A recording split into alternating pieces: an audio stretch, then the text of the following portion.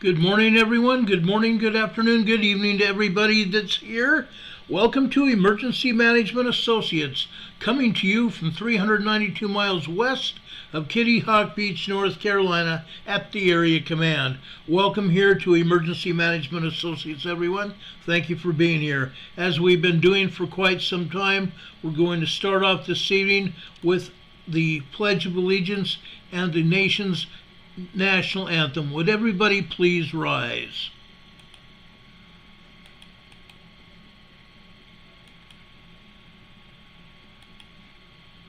I pledge allegiance to the flag of the United States of America and to the republic for which it stands, one nation, under God, indivisible, with liberty and justice for all. Now, would you make welcome, straight from Washington, D.C., the United States Army Corps Quartet. Yeah.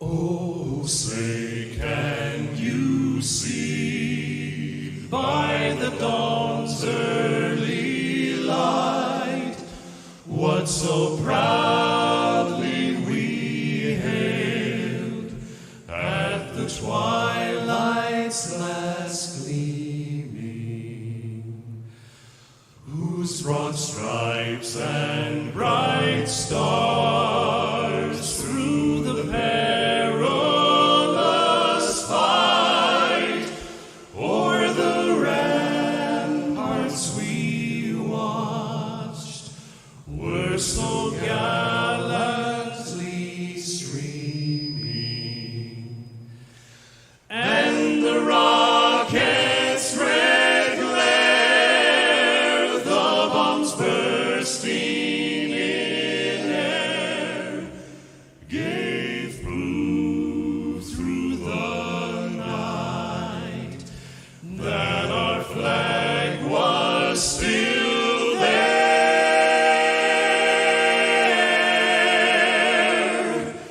Oh, say does that star-spangled banner yet wave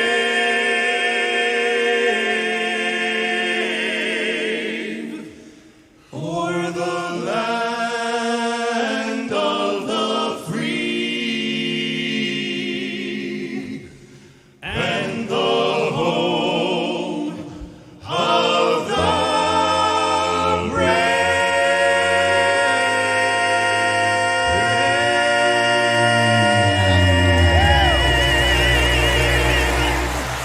Oh, yeah! Come on, folks, let them know it.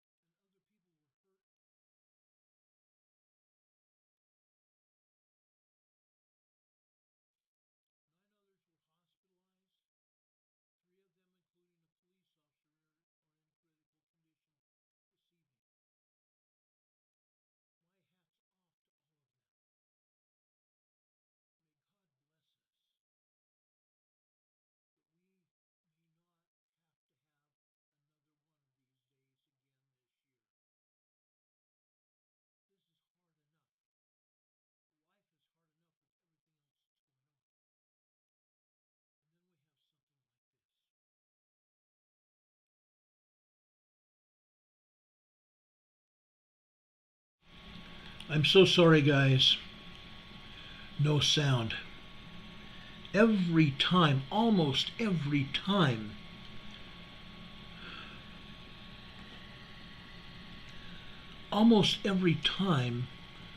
for the past month, people have been dinging me, knocking out my sound at the beginning or sometime during my show. I'm so sorry for that. I want to talk to you a little bit about what's going on. A little bit about what I just got through talking about. This morning at approximately 8:30 a.m.,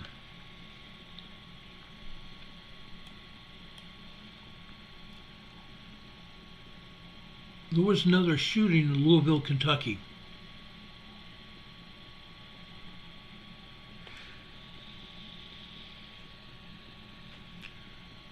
Louisville police arrived at 8:30 a.m. this morning, 3 minutes after the call came out. That's a very fast arrival by the police. A shooting at Louisville Old National Bank. One of the banking personnel who worked in real estate banking, who lost his life, was described as a very high quality person, an incredible friend. 4 people have lost their life today. 4 people killed.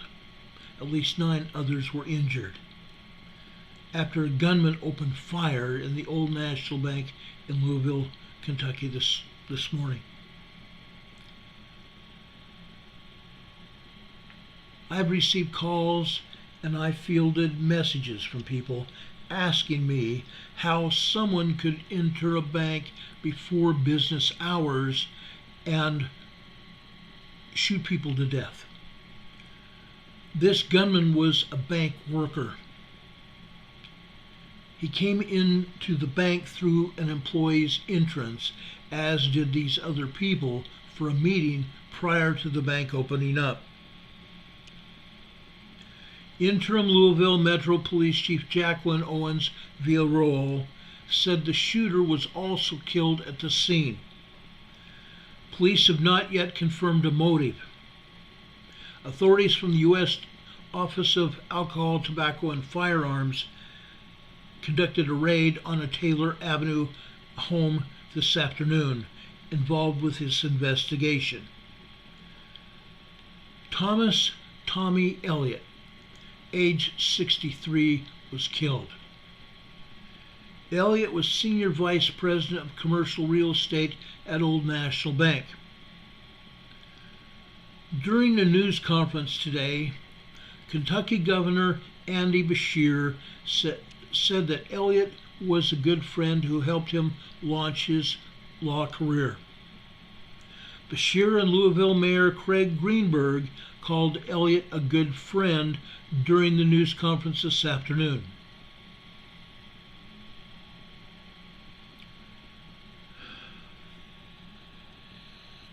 Governor Beshear said, "We lost 4 children of God today. One of whom was one of my closest friends," he said. "He helped me build my law career, helped me become governor. He gave me advice on being a good dad. He's one of the people I talk to most in the world. And very rarely are we talking about my job or his. He was an incredible friend."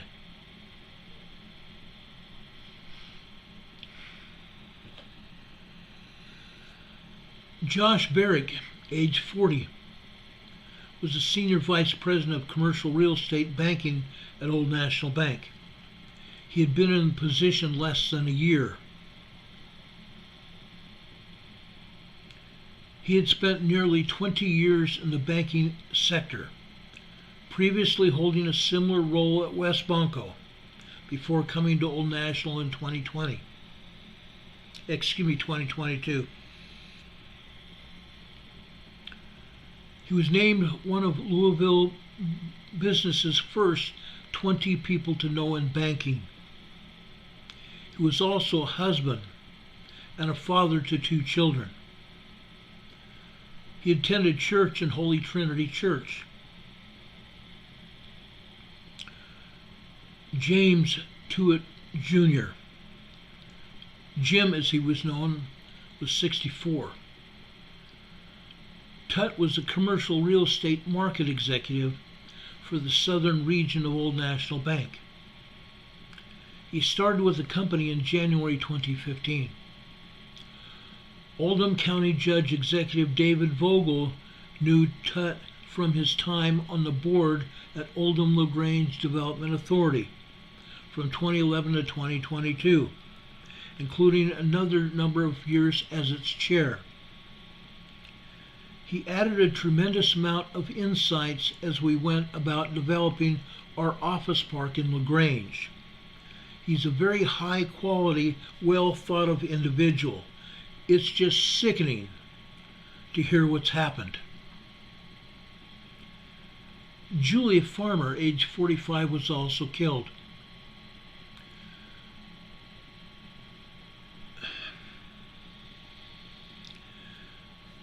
Juliana was a loan analyst at Old National Bank.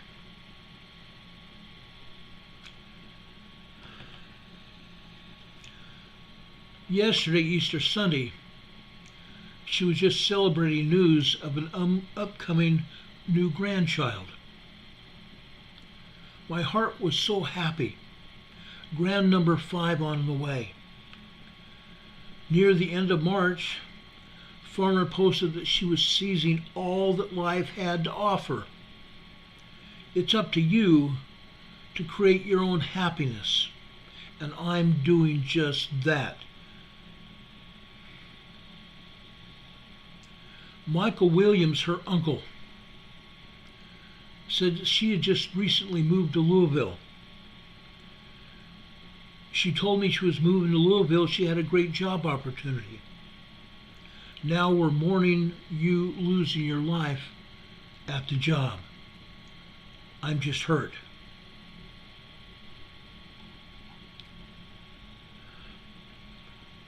I hate reporting on these things. This is part of the job.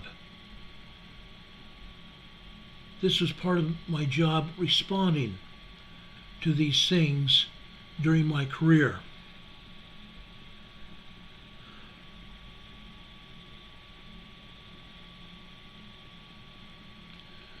We're only 100 days into year 2023. This shooting in Louisville today is the nation's 146th mass shooting and the 15th mass killing.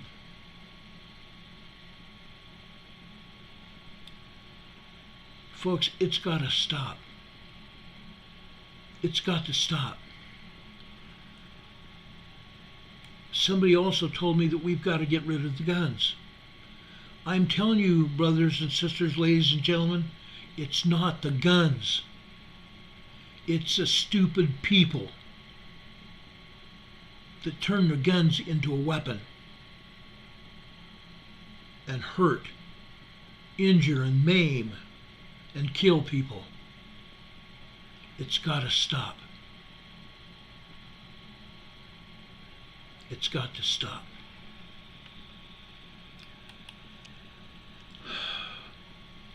I want to talk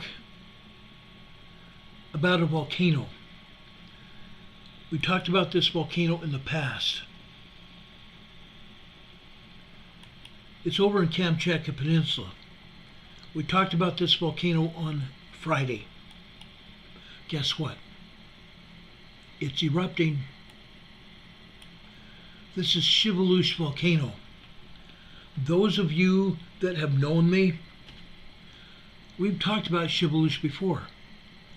About 2 years ago, 2.5 years ago, Shiveluch Volcano in Kamchatka Peninsula erupted. We reported that it erupted up to 85,000 feet that day. USGS denied it, said no it did not. Several days later they had to eat their shorts over that one. Today it erupted up to 55,000 feet. Excuse me, 52,000 feet, I'm sorry.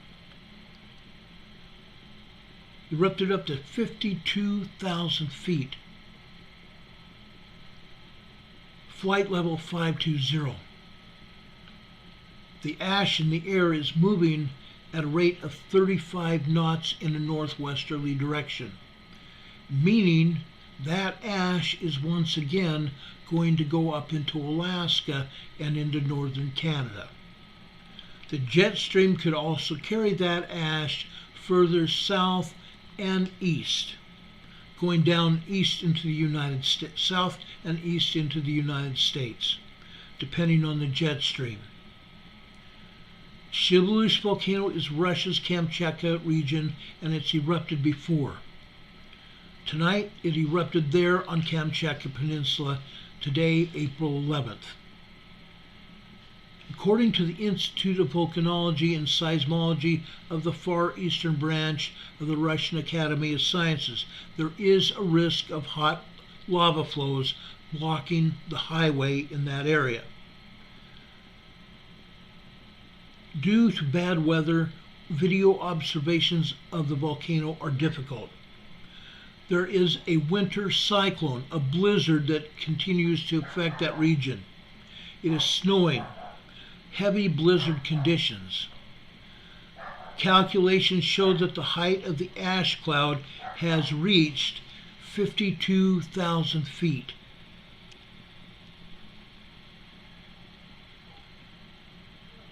That's 15,800 meters high. Again, up into the stratosphere. Things are difficult there. Fortunately, there are not a lot of people there. But there are a lot of people over in the Aleutian Islands and over in Alaska. According to the Tokyo Volcano Observatory, they've issued the highest red hazard alert to aviation to stay out of this area and away from the ash cloud that is moving northwest. Molten lava flows can travel up to 20 kilometers and block the Petropavlovsk-Kamchatsky-Ust-Kamchatsky Highway. Shiveluch is one of the largest volcanoes in Kamchatka at 3,283 meters high. I also need to tell you that Klyochevskoy, south of Kamchatka Peninsula, has also erupted. It's also erupted. Now,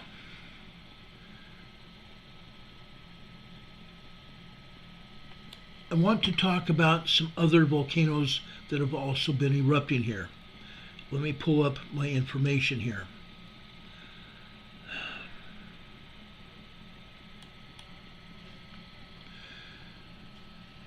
Oh gosh.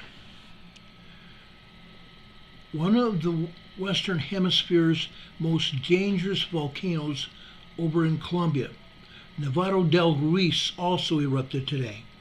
22,000 foot eruption at Nevado del Ruiz in northwestern Colombia. This is not the first time in the last 20 years that this volcano has erupted. I personally know of 3 other times that Nevado del Ruiz has erupted, and they were not violent eruptions. But today's eruption is ongoing. Today's eruption is ongoing. On another volcano over in the Hawaiian Islands, Mauna Loa is also erupting underwater. Who knew that Mauna Loa was a submarine volcano as well? Eruptions from Mauna Loa have not always occurred on the Big Island. In historic times, submarine volcanic eruptions have caused a disaster which was averted to quick thinking of a ship captain. Upon further analysis, the submarine eruption of Mauna Loa, which was witnessed, was not an isolated event, as at least a half dozen other such sea level eruptions have occurred in the same general area in the last 100,000 years. For us, we haven't had to worry about it, but now it's happening again. Tomorrow I'll have a video in response to that as well. But for now, Shiveluche volcano is erupting underwater. Who would have thunk? It's incredible what we see. It's more incredible what we hear and what we know. Who would have known? Who would have known?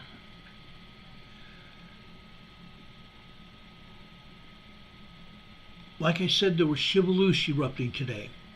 Fuego volcano over in Guatemala has also erupted. Fuego volcano has been erupting off and on for years now.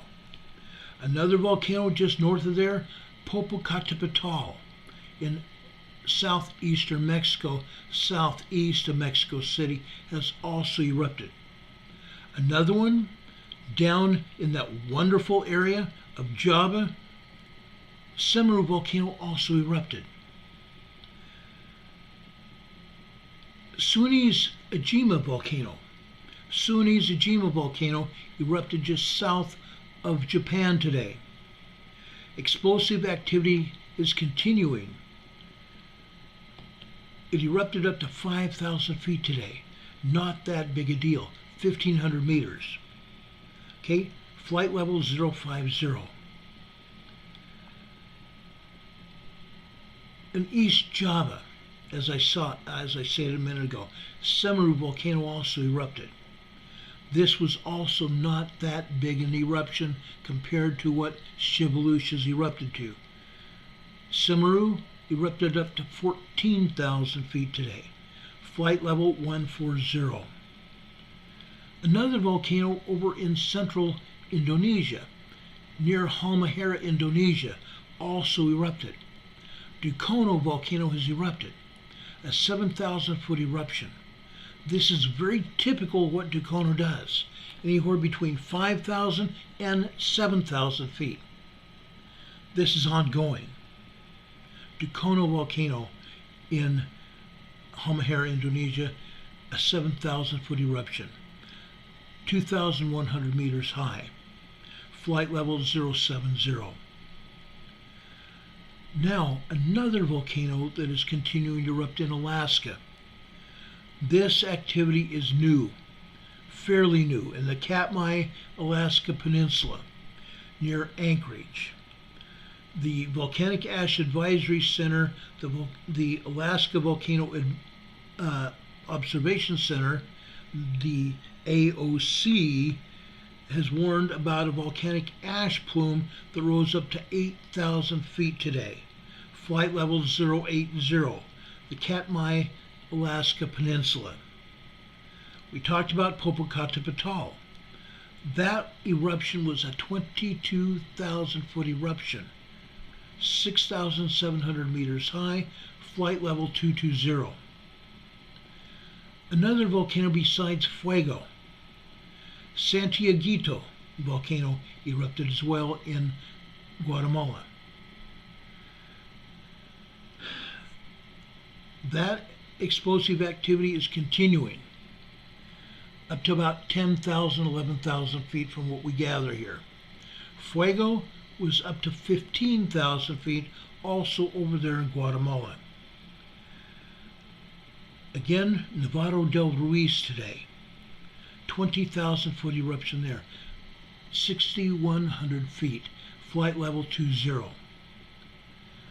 Sangay volcano over in Ecuador. Ecuador has got actually 3 volcanoes that are erupting now. Sangay and Reventador are twin volcanoes close to each other, relatively close to each other. Sangay volcano erupted up to 20,000 feet, 6,100 meters, flight level 200. Reventador volcano, a twin to Sangay, also erupted up to 15,000 feet, 4,600 meters high, flight level 150. Cotopaxi is the other volcano over in Ecuador that just erupted the other day. Cotopaxi volcano erupted up to 22,000 feet, 6,700 meters high, flight level 220. Another volcano over in southern Peru. We've talked about this volcano a lot lately. Sabancaya, Peru volcano erupted. This time, folks, it's a sporadic eruption. Just a sporadic eruption, meaning off and on. This is also typical of Sabancaya. It is off and on most of the time. However, it has had some extended eruptions in the past as well. Summit level of that volcano is 19,576 feet high, similar to what Nevado del Ruiz in Colombia is. This time, folks, this is not a huge eruption. Like I stated, it's a sporadic eruption. Ash can be seen in the webcam, okay? Can be seen in webcams at Sabancaya volcano. Eruption of 21,000 feet sporadic weak emission. Sporadic weak emissions, okay? 6,400 meters, 21,000 feet high, sporadic weak emissions. That's what's going on at these volcanoes now.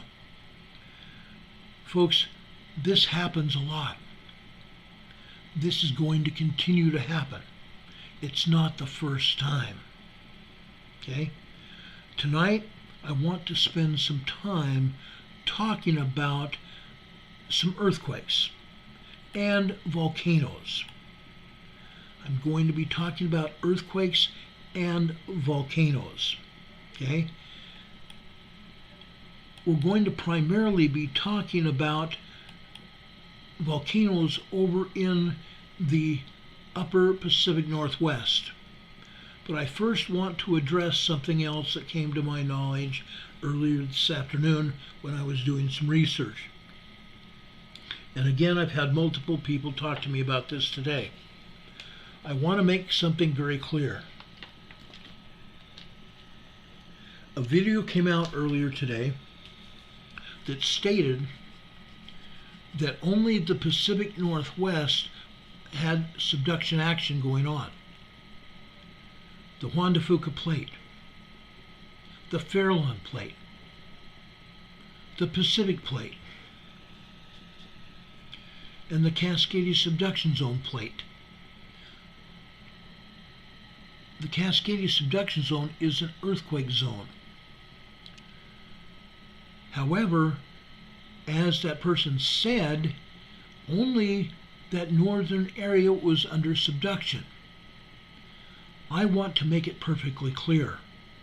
The entire west coast of North America has the Pacific Plate subducting.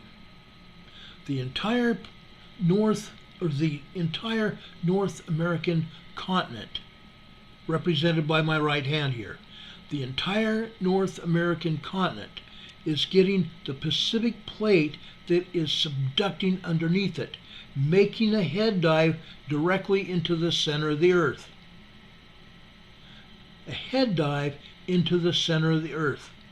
Now, a lot of people have been questioning why we're having earthquakes. Why we're having earthquakes in the Pacific Northwest, why we're having earthquakes in California. If you had something pushing down underneath you, would you shake? Would you shimmy? I certainly hope so. That's exactly what is going on here. Every time the Pacific Plate even scratches an inch underneath the North American continent, there is an earthquake. Okay? That is exactly why we've had earthquakes in the Pacific Northwest.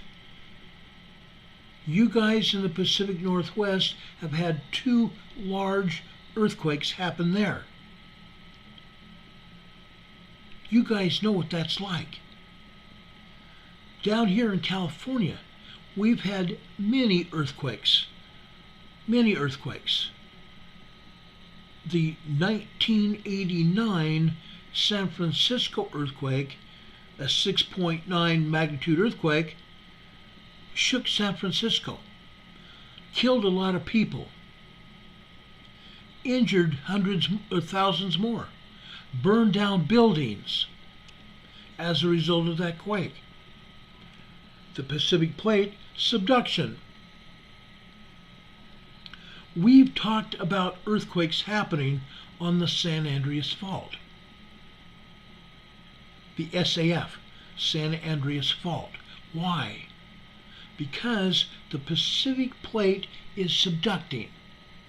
Now, in Northern California, we have 2 other major faults, very dangerous faults. Okay? One being the Calaveras. It's the furthest east from San Francisco Bay. The other fault, the Hayward Fault, right next to San Francisco Bay. Both the Calaveras and the Hayward run perpendicular to each other, side by side, running in the southwesterly direction. And they meet together south of the San Francisco Bay, making that area one of the most dangerous areas in North America. One of the most dangerously seismic energy areas in North America. Why? Because those 2 faults are very dangerous, number 1. Number 2, there's also a third fault, running just west of San Francisco Bay, the San Andreas. And it comes very close to the Hayward Fault, where the Hayward and the Calaveras meet together, making that area very, very dangerous. We've had numerous quakes in that area. Today, just south of the San Francisco Bay, Tres Pinos had a 2.6 minor earthquake there. South of there, further down the San Andreas Fault, Parkfield, California, a 2.6 and a 1.9 tremor. Parkfield, California is the California capital of earthquakes. It has the most earthquakes of any other place almost on Earth. Earthquake capital California is the Parkfield, California area. I've shown pictures of Parkfield before on our Emergency Management Associates channel. So Parkfield, California is also a very dangerous area on just one fault, the San Andreas Fault. Then the fault comes down just north of Los Angeles. It comes down and intersects with another fault called the Garlock Fault. And the Garlock Fault takes off in a northeasterly direction over towards where? Ridgecrest. Ridgecrest. What happened in Ridgecrest just 3 years ago? Almost 4 years ago. In July it'll be 4 years since that happened. Incredible stuff. Now I think probably I should do is bring up the map so you can completely see what we're talking about. Okay? What you see right here. Okay? What you see right here is that same San Andreas Fault, marked in red, close to the coast there. You see that indentation there in land? That is the Monterey Bay south of San Francisco. We go further south here. This is Tres Pinos. I told you about that quake today. Then we go further south here. Okay? This is Parkfield, California. They've taken the other earthquake down. This is a tremor there today. They took the 2.6 down here. South of Parkfield, this is Shalom, California, a minus 0.7 microquake. a microquake above sea level. Okay? Then, like I said, the San Andreas Fault moves further south. It moves further south here, guys. It comes up here and intersects with the Garlock Fault. You can see that Garlock Fault running in a northeasterly direction here. You see that red line here. There is a microquake just south of there. Actually, this one is actually a 1.3 blast, a quarry blast. Okay, this is a quarry blast near Mojave, California. This quarry blast, they're mining borax. There's two separate mines here. They're mining borax here. So they're blasting out here. Okay? But this Garlock Fault runs past this area, which on the left is a very, very dangerous area. A very dangerous area. Not just for earthquakes, but for people traveling. It's called the Grapevine. I've been on that section of freeway. Downhill and uphill, it's very dangerous. Then we go further north here. We go further north. And the Garlock Fault continues, doesn't it? We go up here. This is just east-northeast of Ridgecrest. This is a 1.0 magnitude tremor. 1.0 magnitude tremor east-northeast of Ridgecrest. This other earthquake is a 2.6 magnitude earthquake. A 2.6 magnitude earthquake. Okay? This is the desert area out here. Okay? This is a very desert area called Death Valley. Here is a 1.8 in Searles Valley. Okay? You can see these other fault zones down here. Okay? I think you can see those other fault zones here. Okay? What else do we have going on here? Does anybody really know? What else do we have going on right here? This is Silver Peak, Nevada.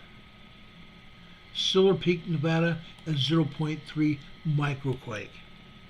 This is also a minus 0.1, meaning above sea level, probably inside that mountain right there. Okay, it's 6.3 kilometers deep, meaning 2.5 miles deep. This other quake here, also near Silver Peak, a minus 0.1 microquake. We go further north. This is Deep Springs, California. This is a 2.2 magnitude earthquake. Now, what is just west of here? What do we have just west of there? We have Long Valley Volcano, don't we? Long Valley Volcano. We're going to talk about Long Valley Volcano and Mammoth in just a few minutes. Guess what, folks? There's a lot of activity in those two volcanoes. A lot of activity in those two volcanoes. Okay? So I've showed you the connection between the San Andreas and Ridgecrest. Okay? The Garlock Fault. The San Andreas Fault continues south past the Garlock Fault into Los Angeles. Look at these earthquakes on the eastern side of Los Angeles. Tomorrow we will explore these a lot closer. Okay, this is in the Redlands. The Redlands, right next to the San Andreas. This, folks, here is a 1.1 tremor here. This is in Colton, California. I spent a lot of time in Colton, California. Not necessarily a good area. Okay? But there's other earthquakes here as well. This one is south of Los Angeles. This is on the Elsinore Fault. The Elsinore Fault coming out of Lake Elsinore, California area. Okay, this is a 0.5 microquake here at Palomar Observatory. Palomar Observatory. Okay, on a fault just east of that. It's on the San Jacinto Fault. The San Jacinto Fault. This is an Idlewild in the San Bernardino Mountains. A 0.9 microquake, possibly a 1.0 tremor. I don't trust USGS. I never have, never will. There are a lot of reasons I don't trust them. This is on the San Jacinto Fault. Okay, this is up near Hemet, California, where it comes from. Mount San Jacinto. Okay, this is down here in Idlewild in the San Bernardino Mountains. Idlewild is a ski resort town. This time of year, it has a lot of snow. A ton of snow. And I'm going to tell you folks, the snow conditions are going to still probably continue until late August. Late August this year. Okay? They're looking at that. Incredible. Completely incredible. Now, I told you about the San Jacinto. I told you about the Elsinore Fault.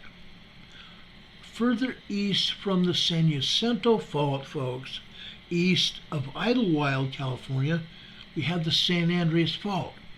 It continues south and east of Los Angeles.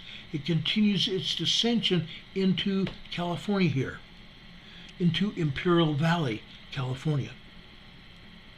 What did we say that they call this earthquake, or this earthquake fault, once it passes into Imperial Valley, California? They call it the Imperial Fault. The same name. The same name, different place. This San Andreas Fault then moves underneath the Salton Sea here. It moves underneath the Salton Sea, and we have an earthquake here. This is a 1.1 tremor here at Bombay Beach.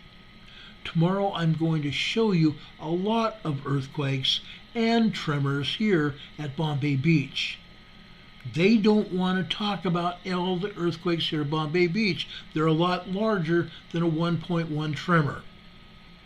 Okay? Then, let me zoom in here closer. See where this other earthquake is on the southern end of the Salton Sea? This is a 1.3 tremor here.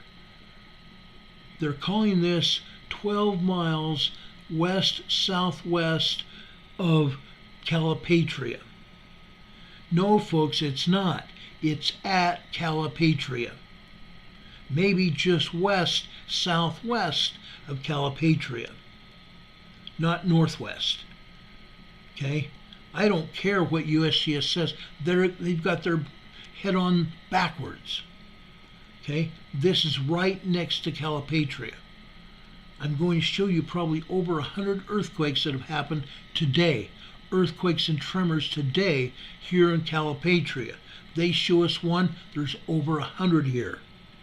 This is just a 1.3 tremor here. Okay? There's earthquakes all over this Imperial Valley here. Literally all over. I'm going to show you all over here tomorrow night. Okay? But I've told you about the San Andreas Fault. Why? Why do you think I made this long explanation about the San Andreas? Okay? For those of you that have been with me a long time, we've talked about the Cascadia subduction zone, haven't we? Today, we talked about the Cascadia subduction zone allowing the Pacific Plate to fly underneath the North American plate, haven't we?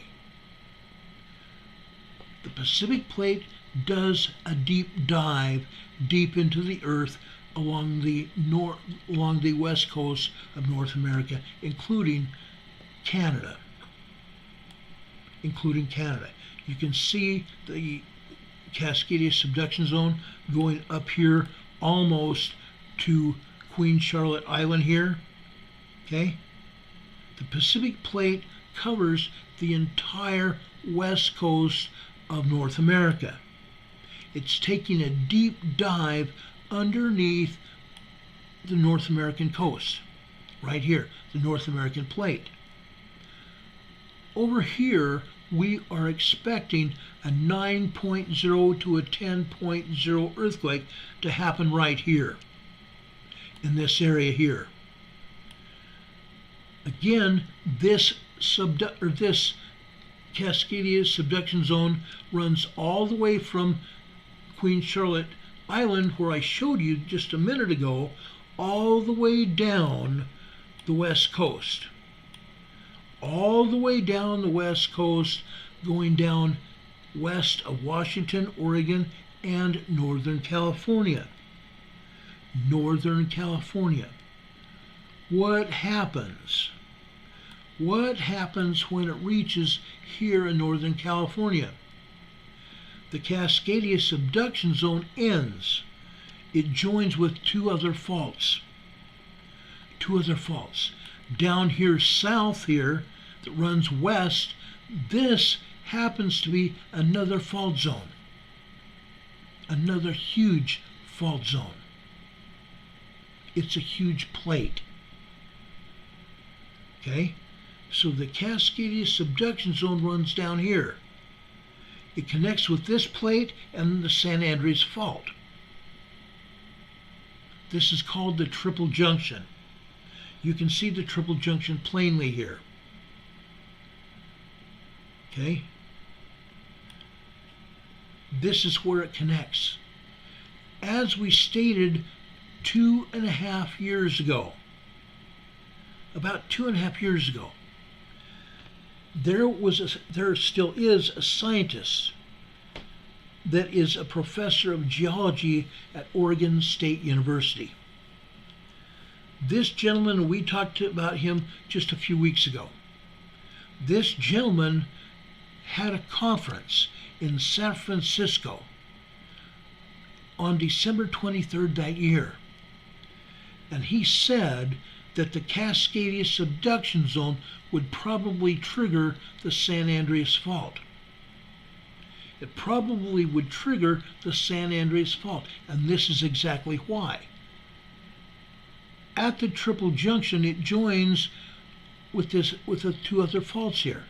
It's going to trigger the San Andreas Fault. Now that 9.0, 10.0 magnitude energy is going to go all the way down the San Andreas Fault as well, all the way into northern Mexico, triggering earthquake after earthquake all the way through California, San Francisco, Los Angeles, San Diego, and probably out into the desert area of Imperial Valley, California, where it goes through the Imperial Valley, and then it goes into northern Mexico.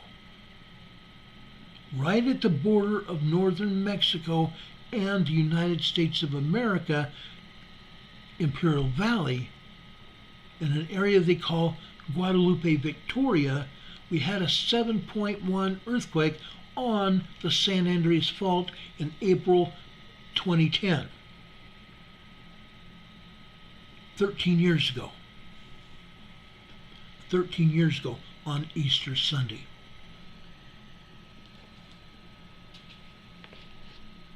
A handful of people were killed. A bunch of people were injured. Property damages into the millions of dollars.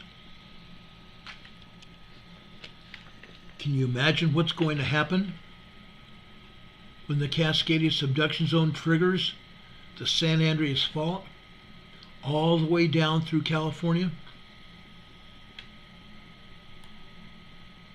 You can see this earthquake down here in Northern California. This is west-southwest of Ferndale. This is a 1.8 tremor. But again, they're not telling us the truth. There are about 13 other earthquakes and tremors here and around Ferndale, California today. Why? Because the 8.0 earthquake that hit off the coast of Ferndale just about 2 months ago is still triggering aftershocks in this area. That 8.0 earthquake was deemed by USGS to be a 6.4 earthquake, downgraded from what they said was a 6.8. They called it a 6.4. I call bullcrap. At the time that earthquake hit, I showed everyone on this channel what actually happened. I showed you the detailed data sheets showing you that it was a much larger earthquake than USGS was saying. An 8.0 earthquake off the coast of Ferndale. The only reason Ferndale and Rio Dell and other communities there were not destroyed is because that earthquake happened off the coast. And the seismic energy was somewhat diminished as a result of the epicenter being out in the water. Otherwise, there would have been a lot more damage and probably a lot more people killed. Only 2 people were killed as a result of this earthquake. We're going to have more. We're going to have more. And again, the Cascadia subduction zone is going to trigger the San Andreas Fault. Okay? So now I've completely taken out the person that talked about, oh, nothing's going to happen. Nothing's going to happen except in this Cascadia subduction zone. Oh, there's a lot going to happen. I can tell you more. I've talked a lot more about this before, and we're going to talk a lot about it again. Right here, USGS, the USGS, I can't even believe this. Right here in northern Washington, they're calling a 1.4 magnitude tremor. Just a half mile, 1 kilometer northwest of Lake Marcel, Stillwater, Washington. Guess what? There's at least 40 other earthquakes here in Washington and Oregon today. Why are they not showing them? Why are they not showing them? I'm going to show you those in a minute. Before we do that, I want to show you what else is going on. Over here in Alaska, we've had a bunch of earthquakes here. Okay, we're starting to see a large swarm of earthquakes develop here in southern Alaska, around Anchorage here, north and west of Anchorage. Yesterday we had a 4.5 just south of Anchorage. A 4.5 moderate earthquake hit here, just south of Anchorage, near Possession, Alaska. Okay, today all you see are tremors. We had a bunch of aftershocks as well. Just small and minor earthquakes happen as a result of that moderate 4.5. More earthquakes are going to happen. Why am I saying that? Why do you think I'm saying that? Look at all these smaller earthquakes here. This one is a 3.7 near south and southeast of Sandpoint, Alaska. This is the same place where we had an 8.7 earthquake here 3 years ago. The same place. Actually 2 years ago, I'm sorry. 2 years ago. An 8.7 magnitude earthquake happened here. It's going to happen again. This is a 3.1 near King Cove, Alaska. We just had another earthquake just happen here.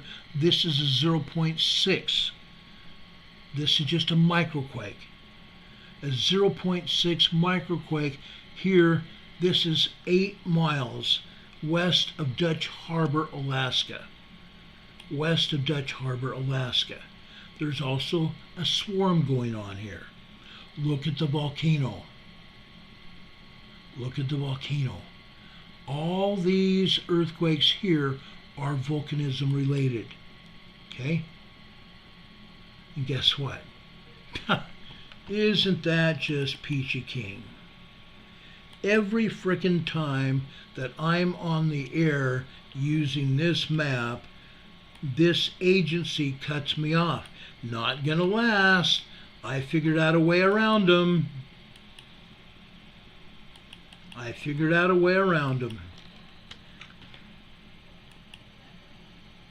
there's always a workaround.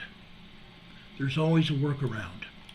Going back up here into Alaska, the reason I started here is because we have seen a lot of seismic energy that started over here on the western side of the Pacific. All that energy is coming up through here, through the Aleutian Islands, and it's going to hit here in Alaska. It's going to hit here in Alaska. Some of it is going to hit here in the Aleutian Islands. Okay? Just a couple of days ago, I think it was 3 days ago, we had a very large earthquake hit here. It wasn't just a very large, it was a very strong 6.8 here. Okay? 6.8 here. Just down here in the southern tip, or near the southern tip of Kamchatka Peninsula. Okay? More earthquakes are coming. We've had very large earthquakes hit here just south of Kamchatka Peninsula. Okay?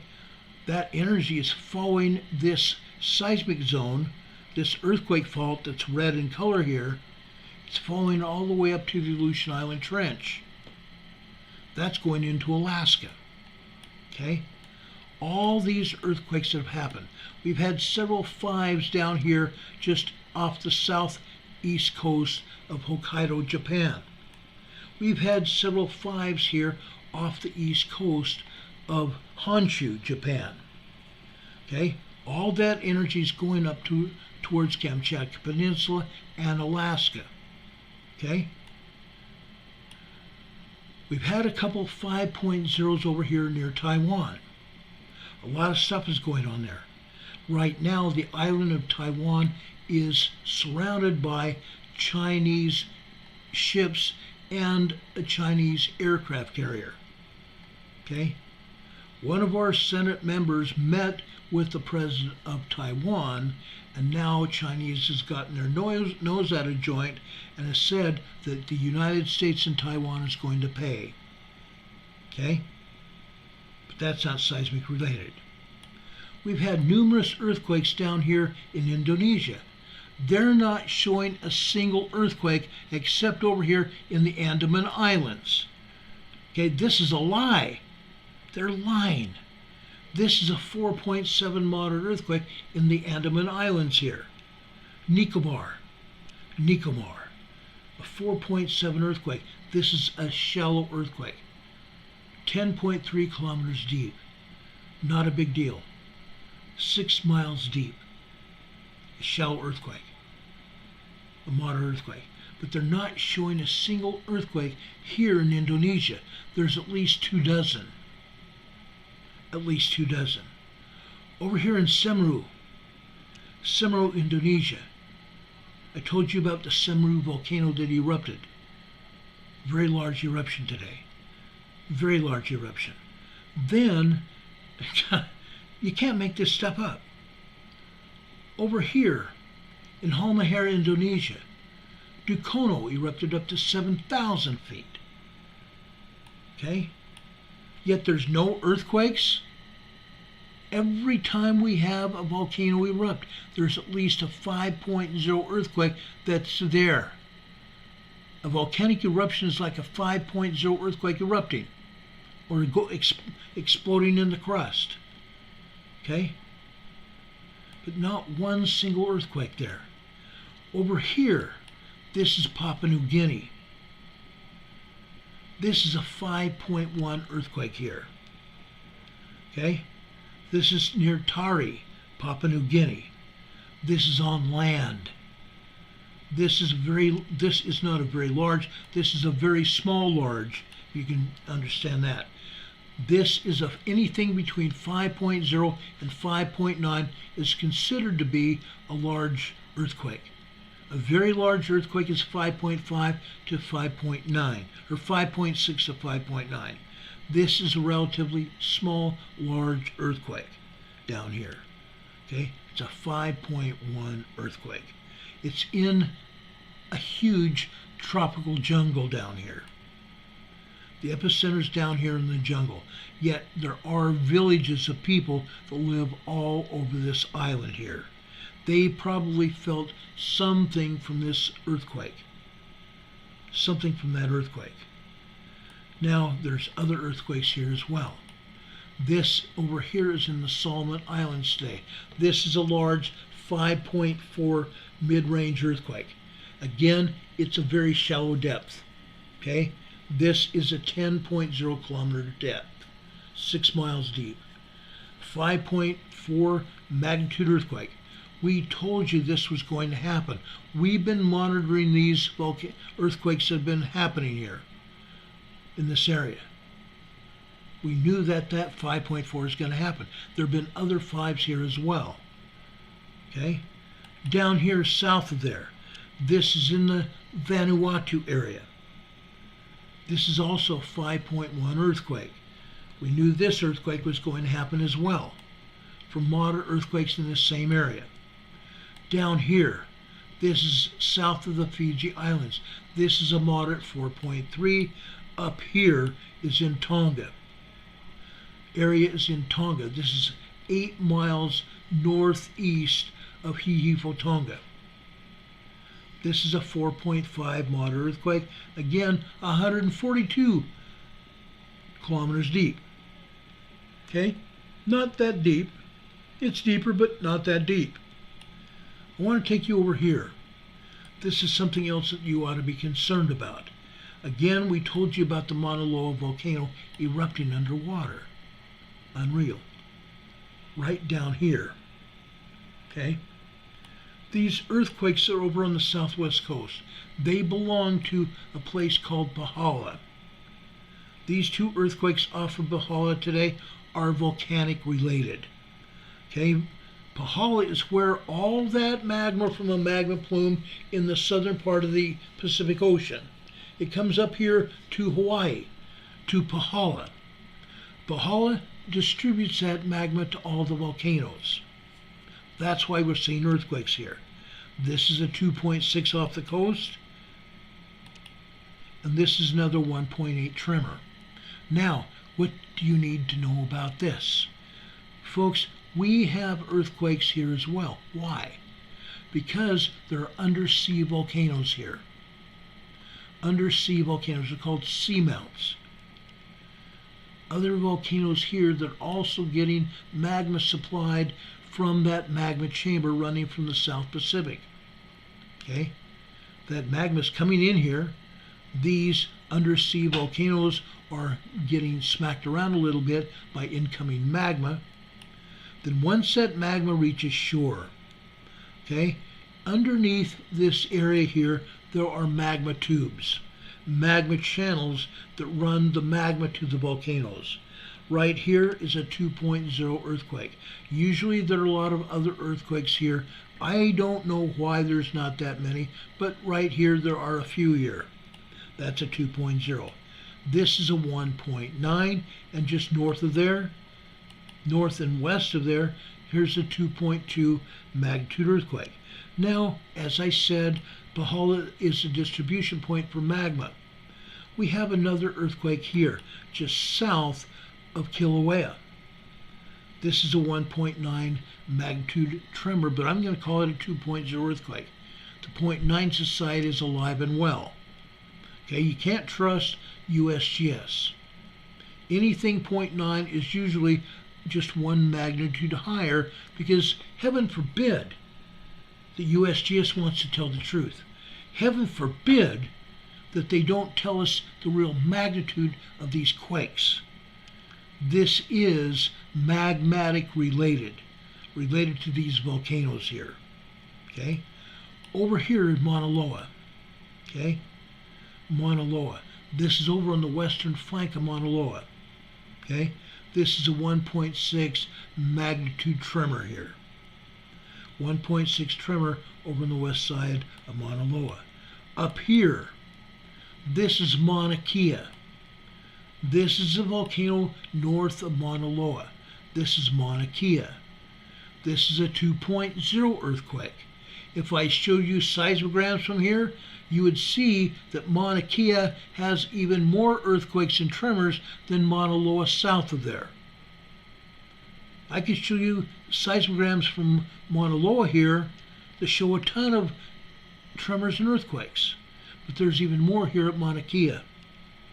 Then off to the west. Okay? This is near Waikoloa, Hawaii. This is a 2.9 earthquake. What do we have here? Why are we getting a 2.9 on the western side of the Big Island?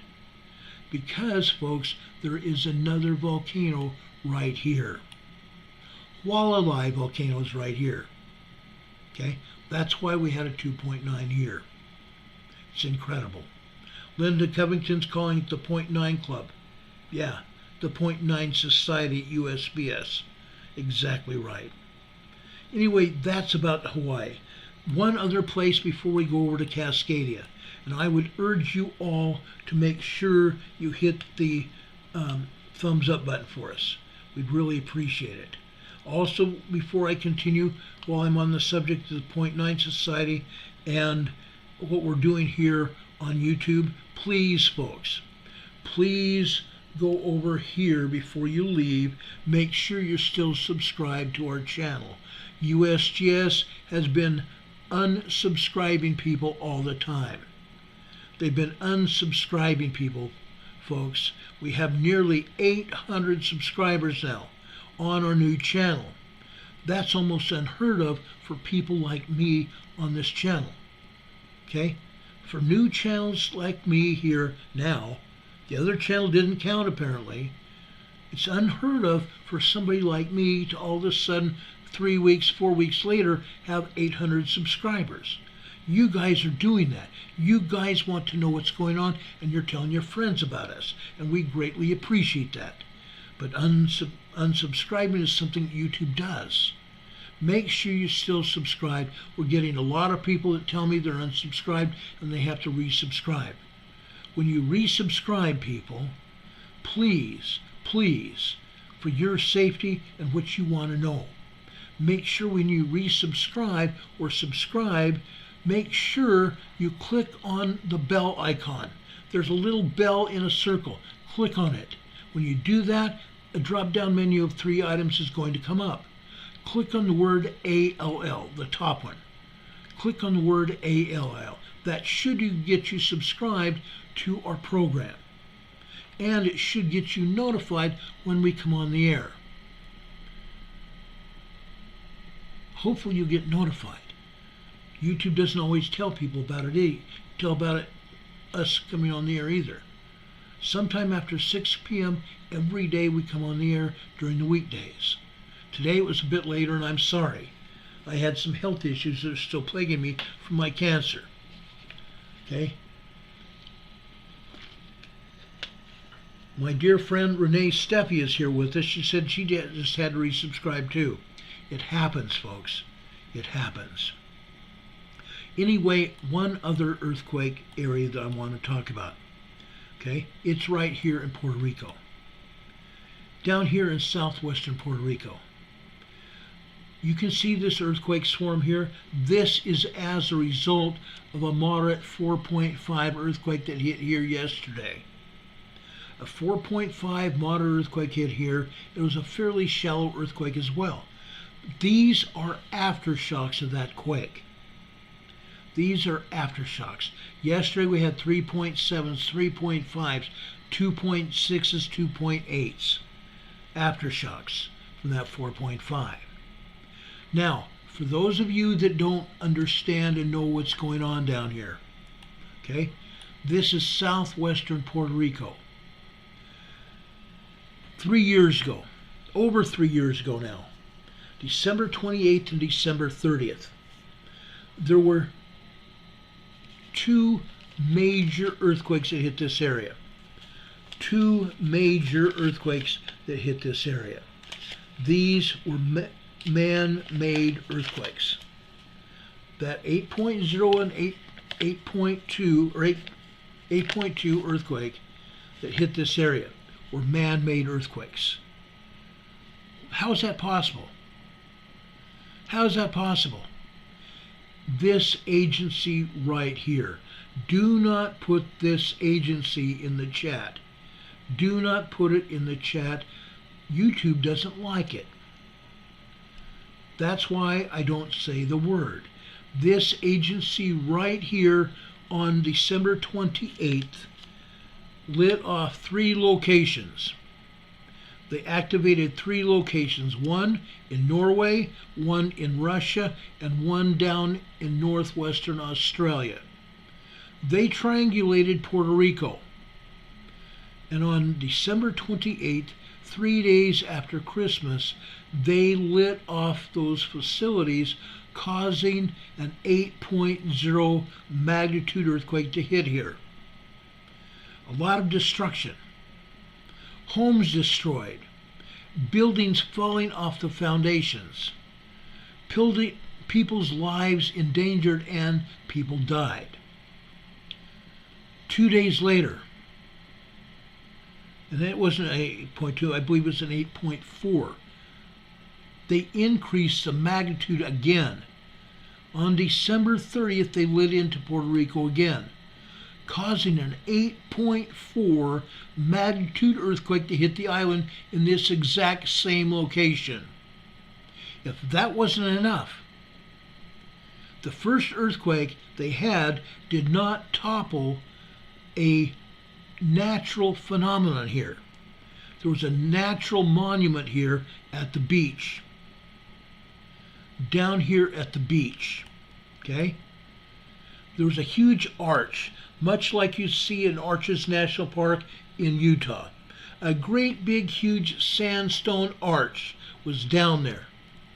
The 8.4 earthquake destroyed it. It fell. It was a tourist attraction, and it fell. See all these residents and people that live down here? They lost almost everything.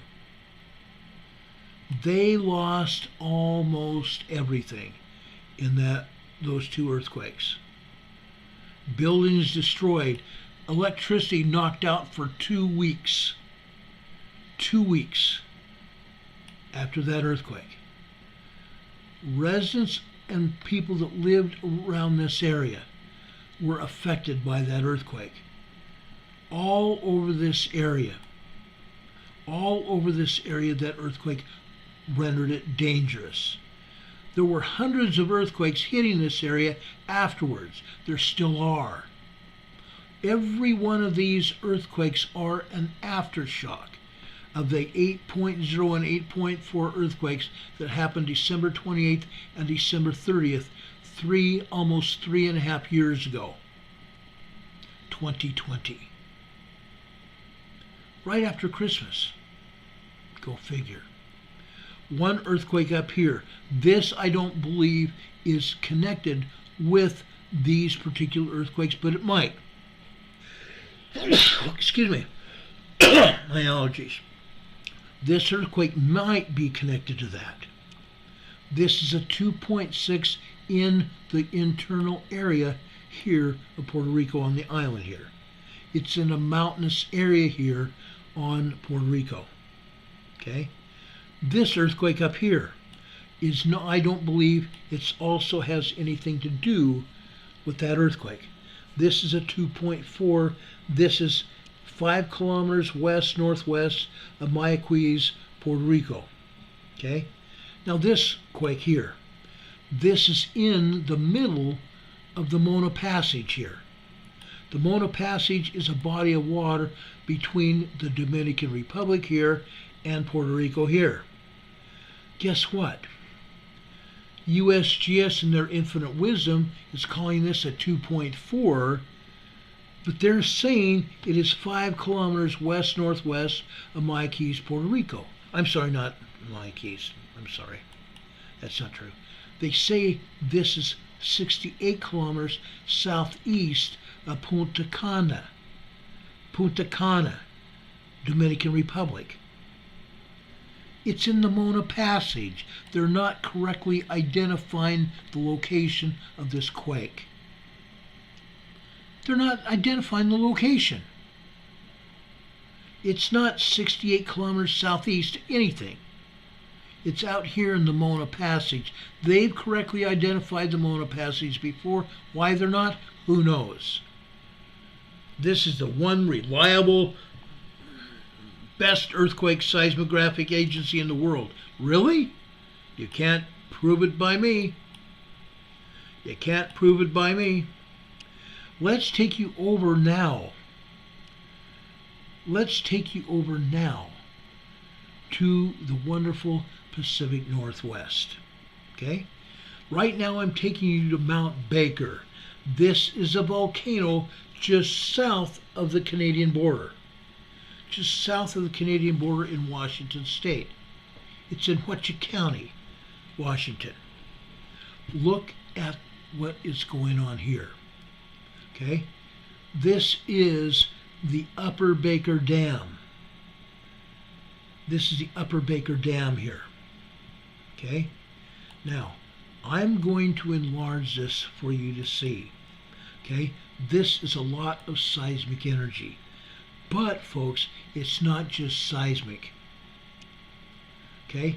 This is magma beneath the surface of this volcano. Yes, the seismograph is located at Upper Baker Dam. But folks, this is magma that is under the volcano. You can see it. Each of these horizontal lines indicate or are indicators of magma that's gone through 15 minutes of movement. Each horizontal line is 15 minutes worth of movement. And you can see the magma here. You can actually see the lines of magma here. Each line represents 15 minutes. The magma itself coming into the volcano. This line here, you see thinner lines going to thicker lines and then get thinner again. Okay? These are what they call magma pulse signals. Magma PULSE signals. Magma coming into the volcano, the lines get thicker and then they get thinner again and get thicker again, get thinner again. Magma pulse signals. You can see the thicker the lines, the more magma coming into the volcano here. Okay? This is typical of what we see here. Okay? But not all the time do we see this kind of activity at Mount Baker because the agency doesn't want us to see it. Okay? Now this is the main Mount Baker seismic page. This is a seismogram from the main page at Mount Baker. Guess what? It's hardly showing anything.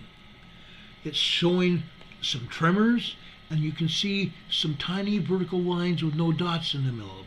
If you see a dot in the middle of a vertical line, that is a tremor or an earthquake. But the machine is turned so far down, it's hard to see anything going on. This machine is probably turned down at least 85–90% here.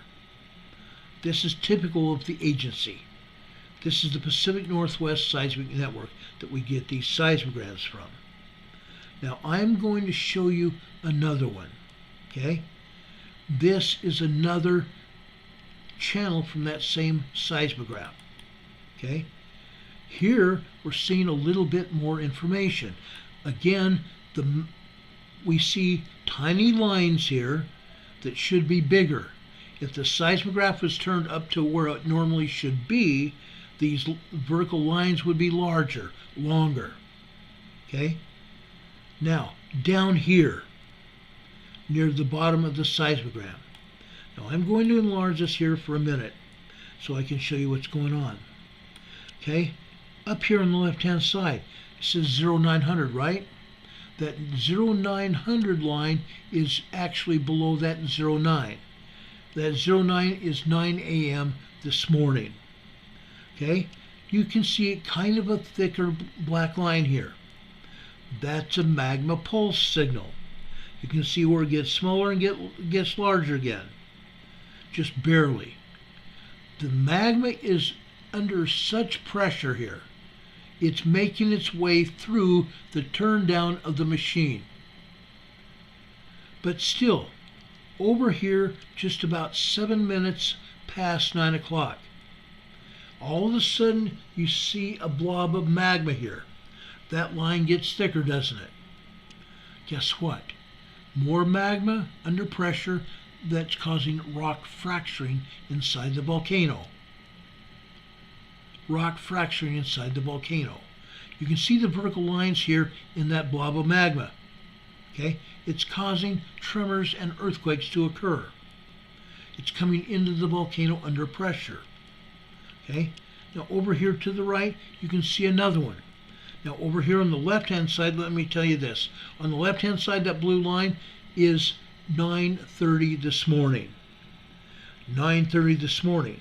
So we go over 1, 2, 3, 4 minutes later. We have probably what should show here now as a 1.8, 1.9 tremor.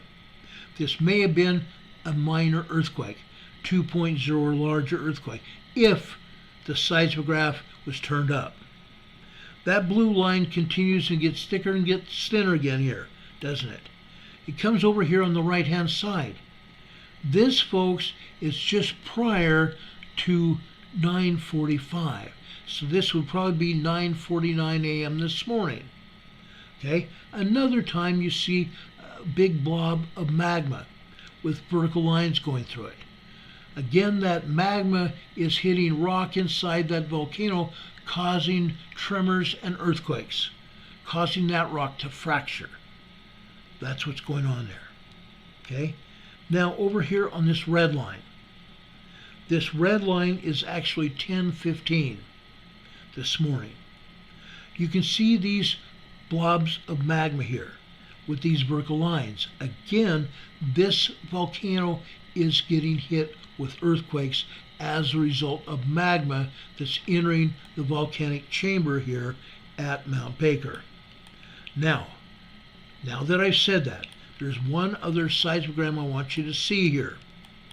It shows a lot different angle at what's going on here at Mount Baker. I'm trying to explain what is going on because they turn them down. This particular I'm sorry, that's not it.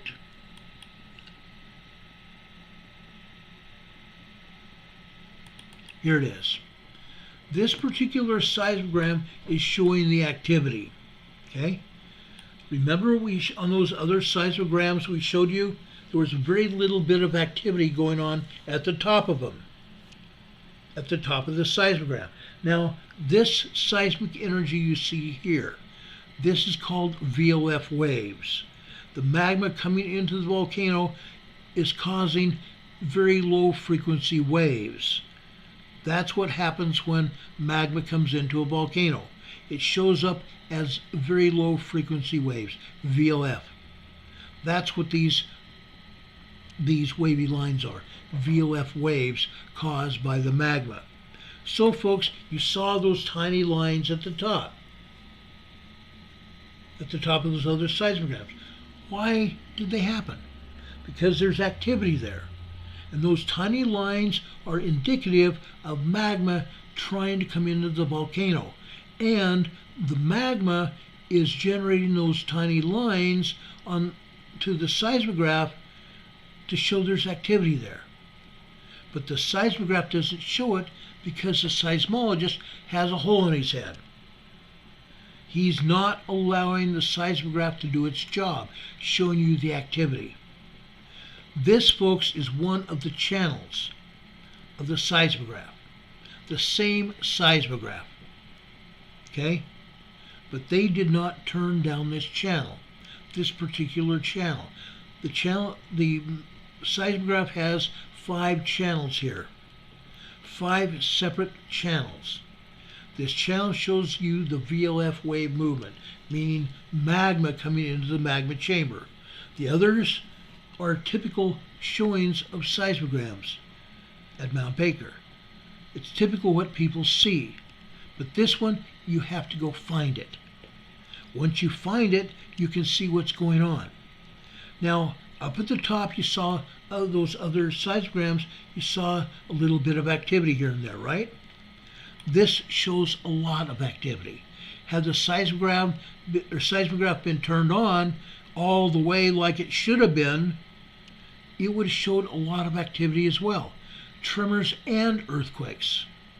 Tremors and earthquakes. It would also show you horizontal lines on the seismograph, or on the seismogram, showing you the great globs of magma coming into the volcano. Great streams of magma coming into the volcano. That's what this shows. These wavy lines are streams of magma coming into the volcano. That's what happens. And you can see that all of a sudden, even on this seismogram, magma doesn't stop like it shows here. Below all those wavy lines, all of a sudden, they turned the seismograph down. And they almost got rid of any wavy lines at all. Then throughout the day today, the top of it was yesterday and last night. Okay? It started yesterday at 1400 hours, or excuse me, 5 o'clock at 1700 hours here. It says 17 on the top left-hand side. That's 1700 hours, 5 p.m. 5 p.m. yesterday. Then they turned it down again, almost to non-existent. Then they turned it up again, but not as high. At 4 o'clock this morning, just about 4 o'clock this morning, they turned it up. And what happens? More wavy lines here. You can see it. That proves that they turned down the seismograph. They turned down the seismograph. The seismogram tells a story. Okay? That's why I showed you this one. It's important. It shows what they're doing and what they're not doing. Okay? That's Mount Baker. Now, I don't know where it went to. Well, maybe I can do something here. Hold on. Yeah, I think I might be able to do something here. How about that? Okay. Yeah. There's more than one way to skin a goat here. They don't want us to see stuff. Guess what? We're going to show it anyway here. Okay? I've got a bunch of seismograms from Mount St. Helens here, and a few from Mount Rainier and Mount Hood. Okay? I need to show you a few more than that. So what I'm going to do here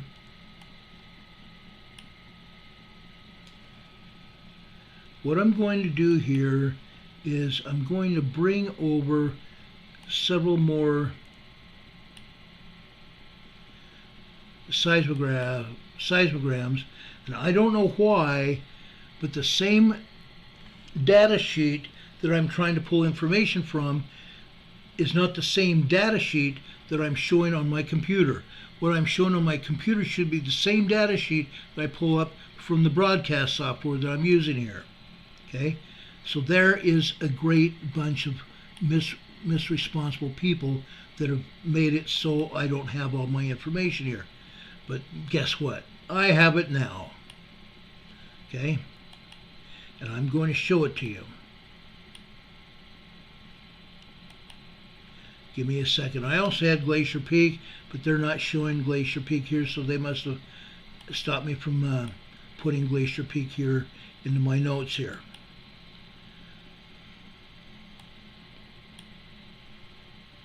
This is unreal.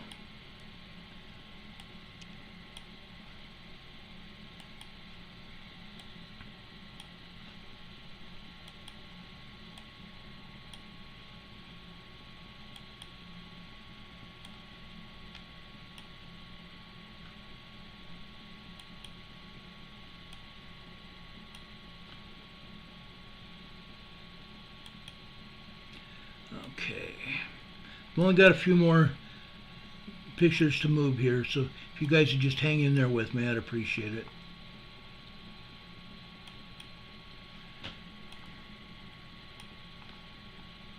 I want to talk about the majority of the volcanoes here in Cascadia, in the Cascade Mountain Range.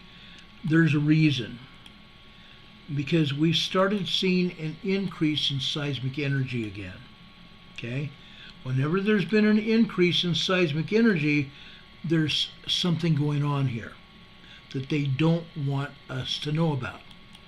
Every time they've done this, guys, this is not the first time. Okay? It's not the first time.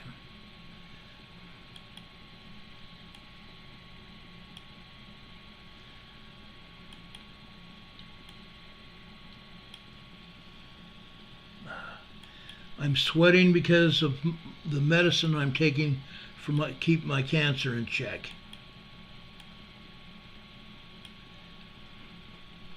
All right, I think that's it.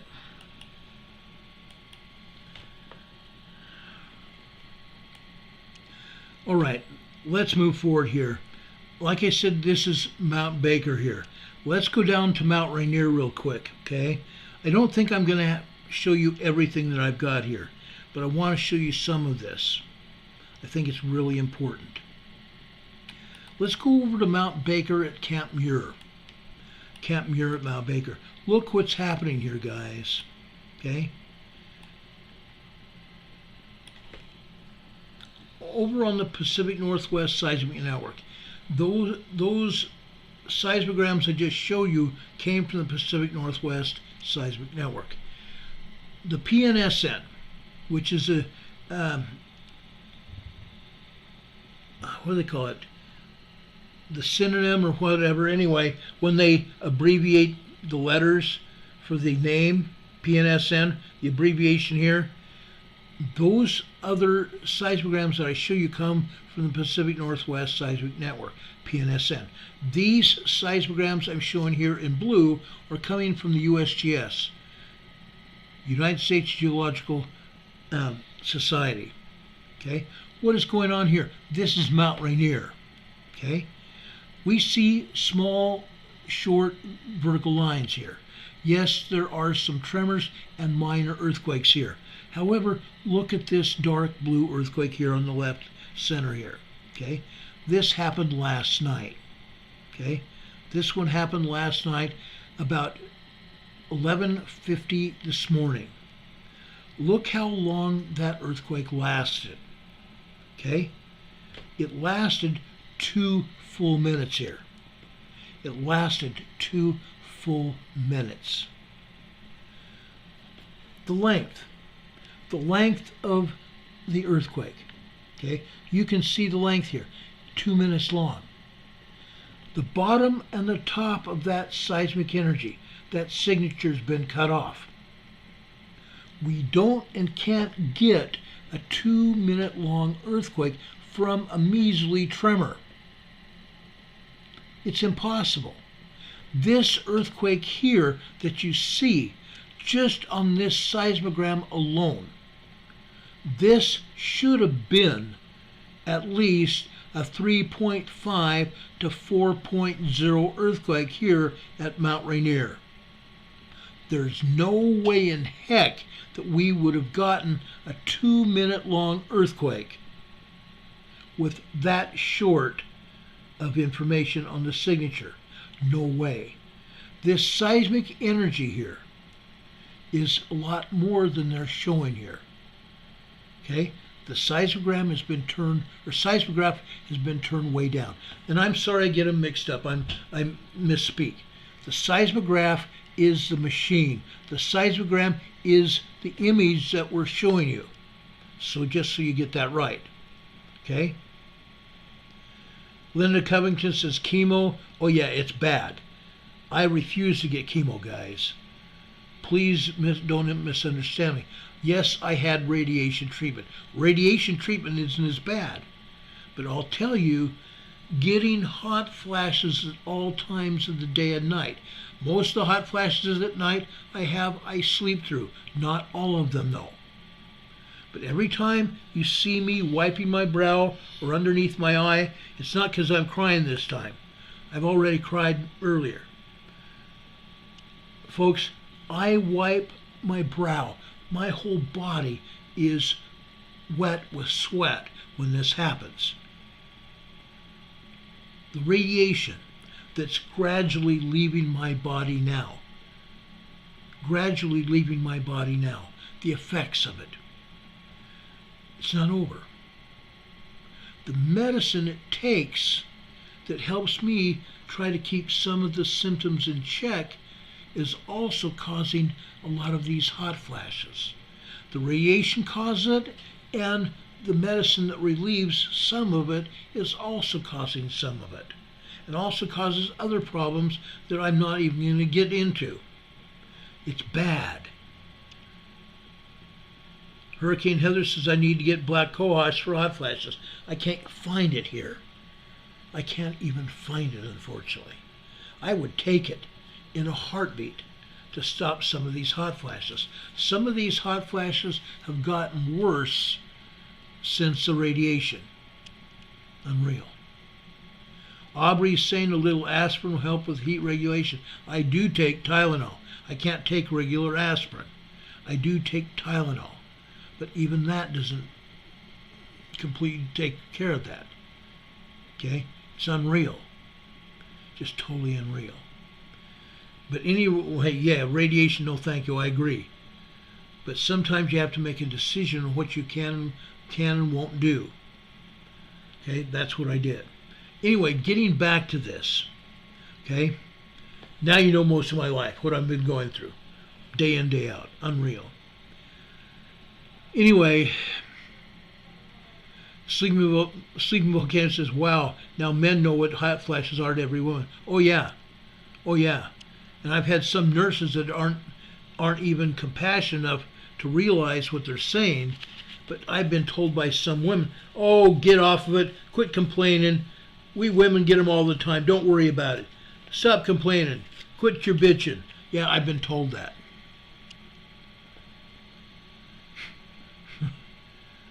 Sleeping Volcano says, what can you find? Can't find black cohosh.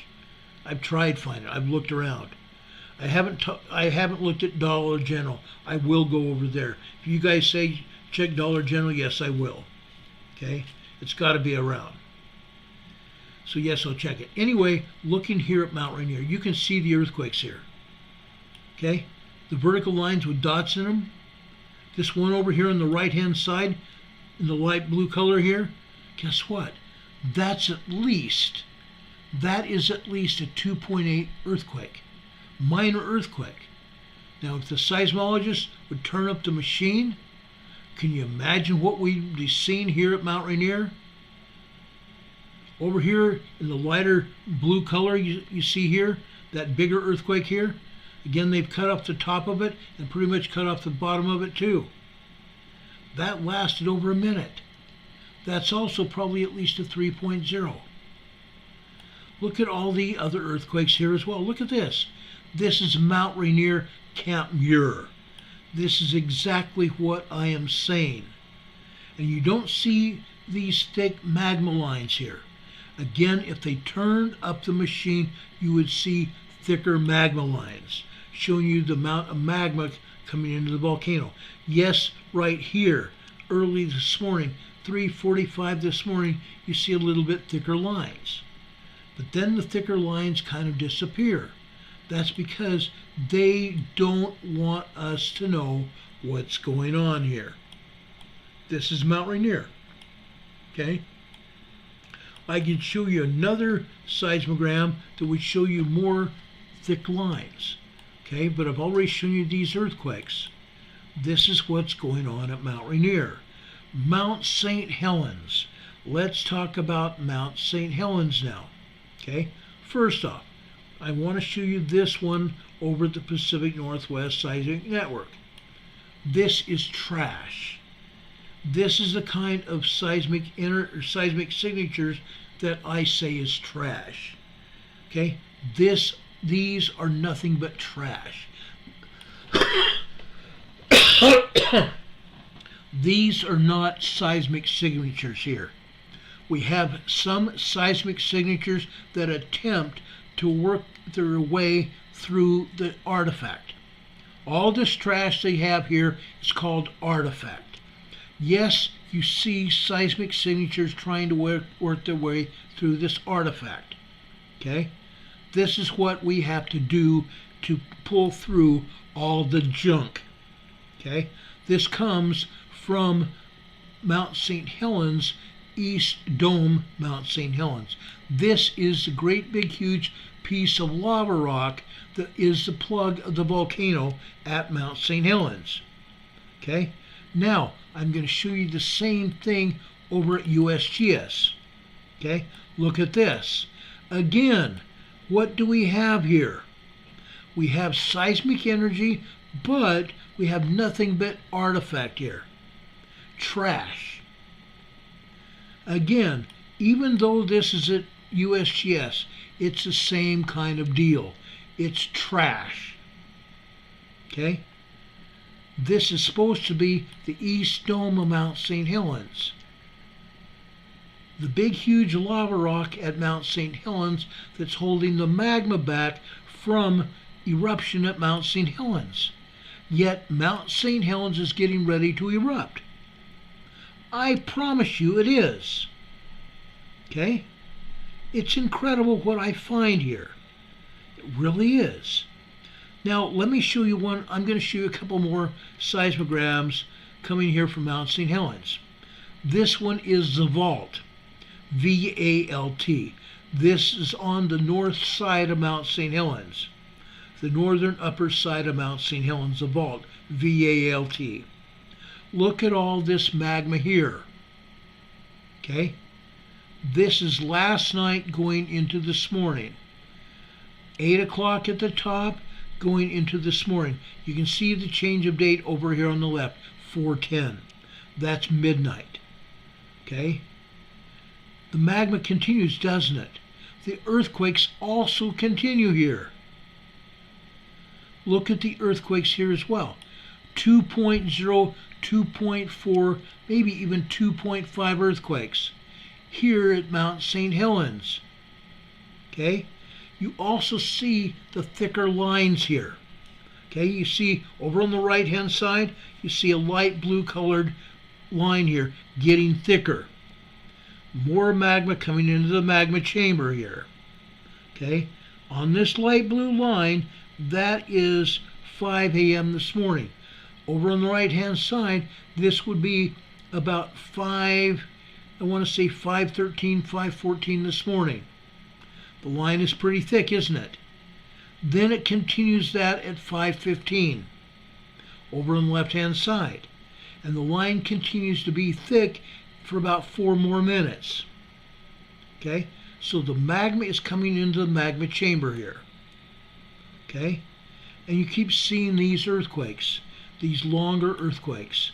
And we have minor tremors as well. These small, tiny vertical lines here with a dot in them, those are tremors. Yes, we have some vertical lines here as well that are steam. If you see a vertical line without a dot in the middle of it, that is a steam signature. A steam signature. Mount St. Helens is still steaming. Let there be no doubt about it. Okay?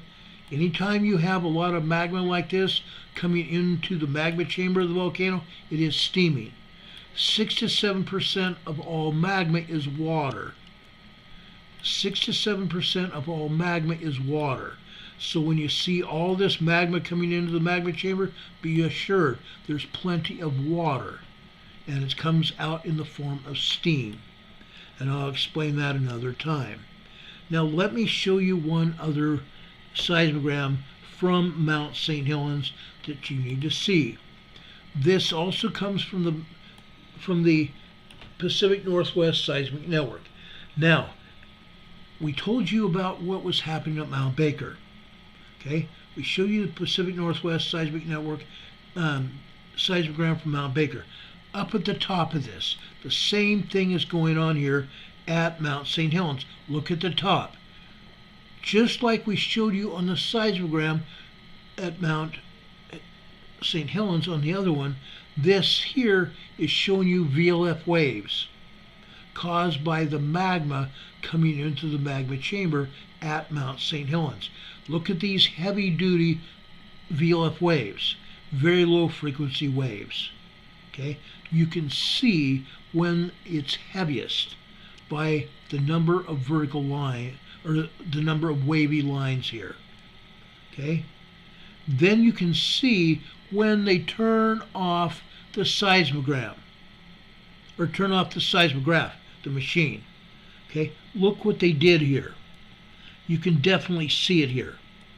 Okay, just after 4 o'clock this morning, they turned it off. There's no other wavy lines until later this afternoon. They turned the seismograph off. Isn't that something? They turned it off until later this afternoon. Wonderful people these seismologists are. We pay our taxes and pay their salaries, and yet they don't want us to see exactly what's going on. That's Mount St. Helens, guys. There's a lot of activity there. They're not letting us see it. Now, there's one other one here. There's a small volcano just east of Mount St. Helens. It's called Cedar Flats. Okay? Look at the activity here. Again, this is barbaric that they would just turn the seismic energy into trash. Okay? They mess with the seismograph so it would just put out trash. But you can see what is going on. The volcano is very active. Very, very active.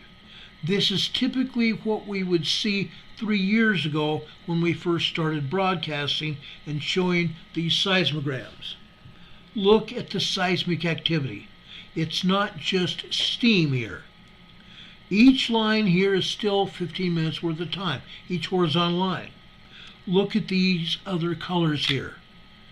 That is seismic energy at the volcano. Magma coming into the volcano. Yes, they tried to tip it upside down and put out artifact, but you can see plainly here at the top and the bottom of this seismogram what is going on. The magma is trying to work its way through the screwed up seismograph.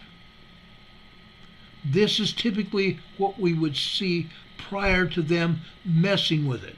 As soon as they saw us regularly showing you all the seismograms, all of a sudden they started messing with them. This is about 1.5 years in. We started showing you what was going on. After 1.5 years, they started messing with stuff. And now they've turned things upside down. Now, one day this week, if I have time, I'm going to show you a set of seismograms from 2 years ago, 1 year ago, and what's going on today. It's happened out at Hanford, Washington. Hanford, Washington, folks, is a place where they handle radioactive waste. Radioactive waste. They bury it in the mountains just outside of Hanford. Yet there's plenty of evidence that we've shown on past programs showing you plenty of magma underneath those mountains. And we know darn well, because they've admitted it, that the casks that they have the radioactive waste in are leaking into the ground. With the magma moving through the ground there, folks, being exposed to the radiation. What happens when Yellowstone or other volcanoes east of Hanford erupt? What happens? It's going to spread radiation, because I believe the magma that we have running east out of Hanford has been exposed to radiation at Hanford Nuclear Power Plant, at the Hanford Nuclear Waste Station. Okay? Now, in the past, I will tell you, 2 years ago, I started talking to congressmen. I talked to senators about this. I talked to state representatives in Washington about this. Oh, we didn't know anything about this, and I sent them documentation, and they shut up. They would not take my phone calls any longer. I sent them emails, and they put a stop to my sending emails. They blocked them. They know what's going on. They just don't want that information going public. Yet I've been showing it. Those people that have been with me nearly 4 years now, you know for a fact what I showed you. You know it's true. And I hope you all spread the information out, because it's still happening. It's still ongoing. The seismograms don't show as much information as they used to. Again, they've doctored the seismograms, just like I've shown you tonight. This one here at Cedar Flats in Washington. It should not show all that trash. They should let the seismograph be and let us show you everything that's going on. Okay? Because a lot is going on. Now that's Mount St. Helens. One other one. No, I showed you that one. I showed you the vault. Let me go out to Mount Hood in northern Oregon. Let me show you this one. Okay, this is incredible. Look at what's going on here. Okay, I want to show you this. This seismogram started at 8 p.m. last night. Look at all that magma here. Look at all that magma. Mount St. Helens, Mount Rainier, Mount Hood, Mount Baker, they're all active. Look at all that magma here. Now down here they turned the seismograph down, didn't they? Oh yeah, because it doesn't show everything going on anymore. It shows it still being active. Every line is active, but they've turned it down so we're not showing as much. Okay? The seismic energy is here. The magma is still going through the volcanic chambers here. They've just turned the machine down, not allowing as much activity being shown. Okay? This is what our tax dollars go for. To the agencies to lie to us. Oh, it's not really happening. That's not really going on. Really? Okay? You know better of it now. I've tried to explain everything as I've shown you. Throughout the years that we've been doing this, I've tried showing you everything going on, so you're well aware of what's happening. Okay? Now, I want to show you something else here. Okay? Oh, crud. What happened to that? I'm sorry.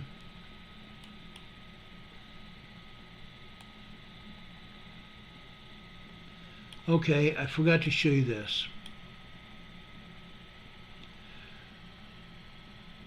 Okay, I just brought up another seismogram here that I found. It doesn't show squat. Okay, this is another example of the agency not doing its job. I'm going to show you this in a few minutes. I'm going now down to Newberry Volcano. I want to show you what's going on at Newberry. Newberry Volcano is south of Mount Hood. Newberry Volcano is active, very active. Okay, you can see it here. Again, the machine, the seismograph has been turned way down here. Okay, you can see these wavy lines here. This is not normal seismograph activity.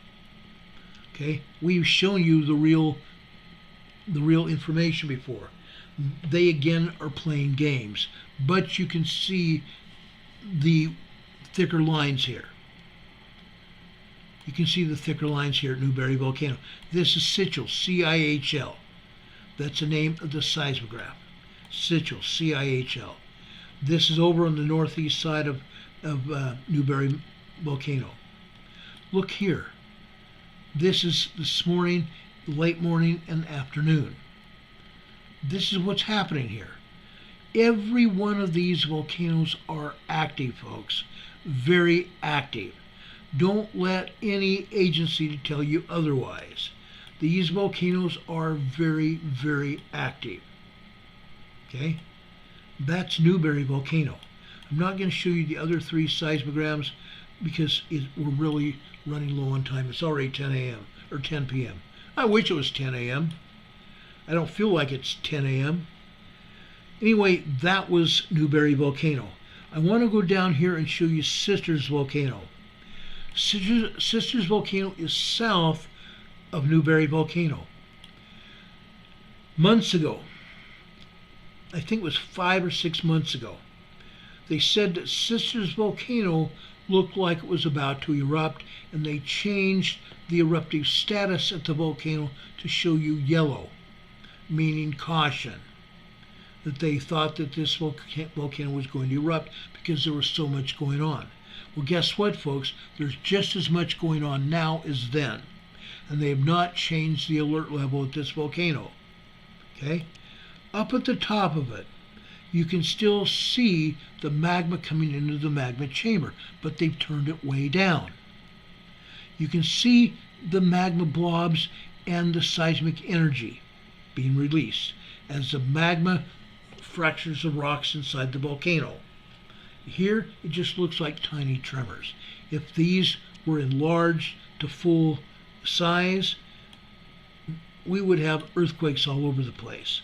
As you can see here, late morning, you see what looks to be minor blobs of magma causing rock fracturing, 1.4, 1.5, 1.6 tremors. That's what it looks like. But you can see all the magma coming into the magma chamber here, all afternoon. It starts late morning and goes all afternoon. This is typical of what we see at this volcano. Okay? They can turn the seismograph down to where we can hardly see anything going on. It still is happening, guys. That's why I'm showing it to you. It still is going on. Don't let them fool you. Now, there's another one south of Sisters. Down in south central Oregon, there is another volcano, and it's called Crater Lake. The volcano is called Crater Lake, and I showed you pictures of Crater Lake in the past. It's a tall volcano, and up at the summit, there is a lake inside the caldera. Okay? The caldera is magma that is hardened into lava. Okay? The last time the volcano blew, the magma hardened into lava, into cold lava. Okay? Then rains happened, and the water table changed, and water poured into the outer side of the volcano, or into the inner side of the volcano. Okay? That water is a deep lake, a deep alpine lake now. Okay? There's a volcano. Do you see anything going on this seismogram?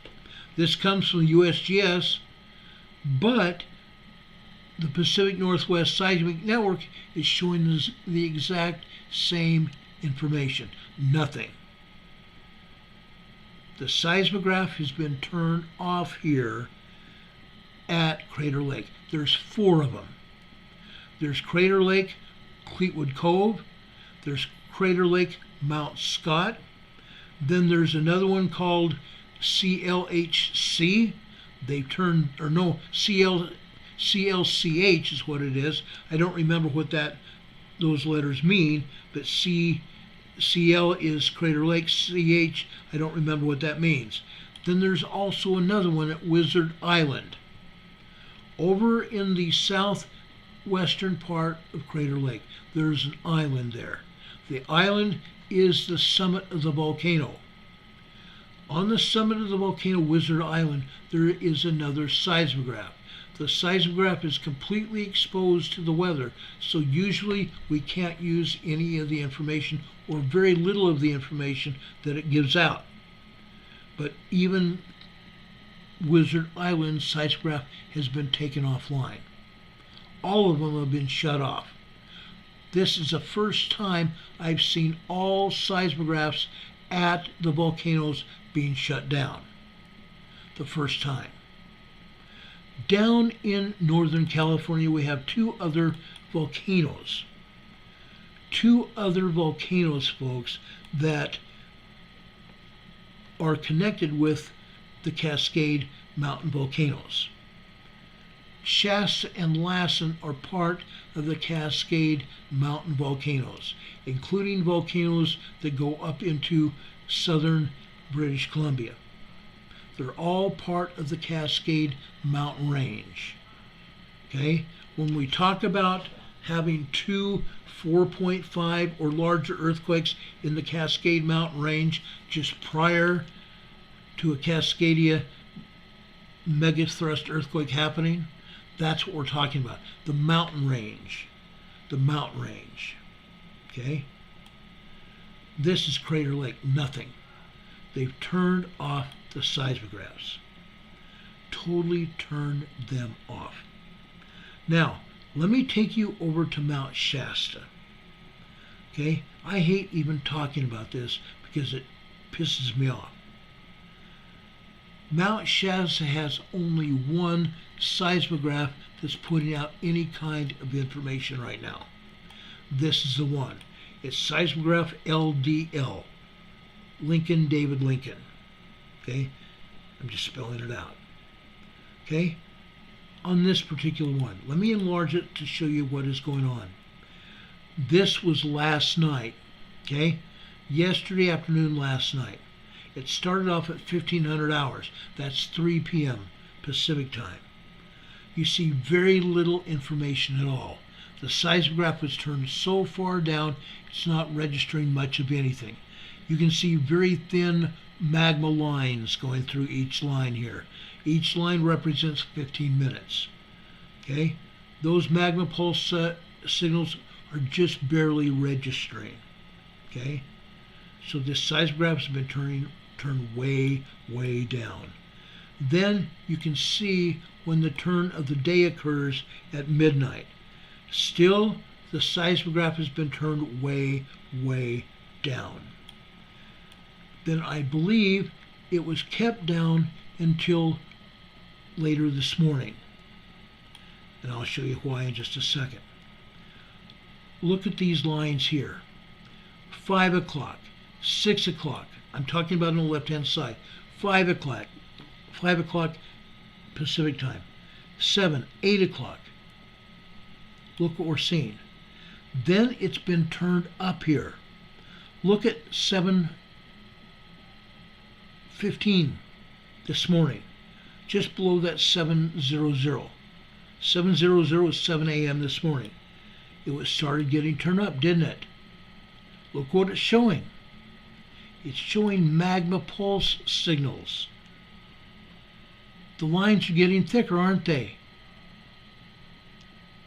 This is Mount Shasta. This is the only seismogram that's showing anything. There are 10 seismographs located around Mount Shasta. West, north, east, and south. 10 seismographs all over the place. 2 of them to the north, the rest to the east, west, and south. Not one of them except this one is showing any kind of information at all, because they've been turned down or turned off. For the most part, all 9 others are totally turned off. Trash. Well, actually, one of them is showing nothing but trash. That's all. That's what's sad about this whole mess. Okay? When it could be showing you information, it's showing trash. Let me show you Mount Lassen. This is the real sin here. Mount Lassen should be showing a lot of information. Again, there's only one seismograph that's showing anything here. Only one of them. Why is that? This is LDB, Lincoln David Baker. Seismograph LDB. Look at this. Okay? What are these lines here? These are steam lines. You see the vertical line with the curly Q, those are steam lines. You also see spaces between these lines. This is areas where they have shut the seismograph off for 30 seconds at a time. Little tiny spots here where they've shut off the seismograph for seconds at a time. These are vertical lines with curly Qs showing steam coming from the volcano. The vertical lines with dots on them, those are earthquakes. Those are earthquakes. Look at this one at 10:30 last night over on the left. We go over to the right. You see that blue vertical line with the dot in the middle of it? Folks, that is at least a 2.8, if not a 3.0 earthquake. Okay? Earthquake. You see that red line there? That is generated by the computer, telling us it's supposed to be able to get the seismologist's attention. That, folks, is probably an earthquake as well, 3.0. The red line covered that earthquake. Okay? That frequently happens. Look at all the other signatures showing steam coming from the volcano. You can also see earthquakes here too. But down at the bottom, folks, this is the best information yet. They've actually turned the seismograph up far enough, showing a plethora of magma. A lot of magma coming into this volcano. They don't often show this. They don't want us to see it. Mount Lassen is alive and well. You can see it steaming today. You can also see some of the earthquakes. Now, over at Mount Shasta earlier, I showed you the seismograph. At Mount Shasta, there is a seismograph that once was online. It once was operational. It was showing us 3.5, 4.0 earthquakes every day. Every day for a long time until they shut that seismograph off. LBO, seismograph LBO. If you go over on the earthquake map, not the regular map that USGS puts out, but they actually have a Lassen volcano site. If you go over to the site, you can open it up and you can click on the seismographs and you can see what's going on. Seismograph LBO over on the north side of Mount Shasta was showing large earthquakes all the time. Just as large as we showed you at Bombay Beach. We're going to show you again tomorrow. They showed those kinds of earthquakes happening all the time. Just like we show you over at Walnut, La Puente, California. Same kind of seismic signals. Exact same time.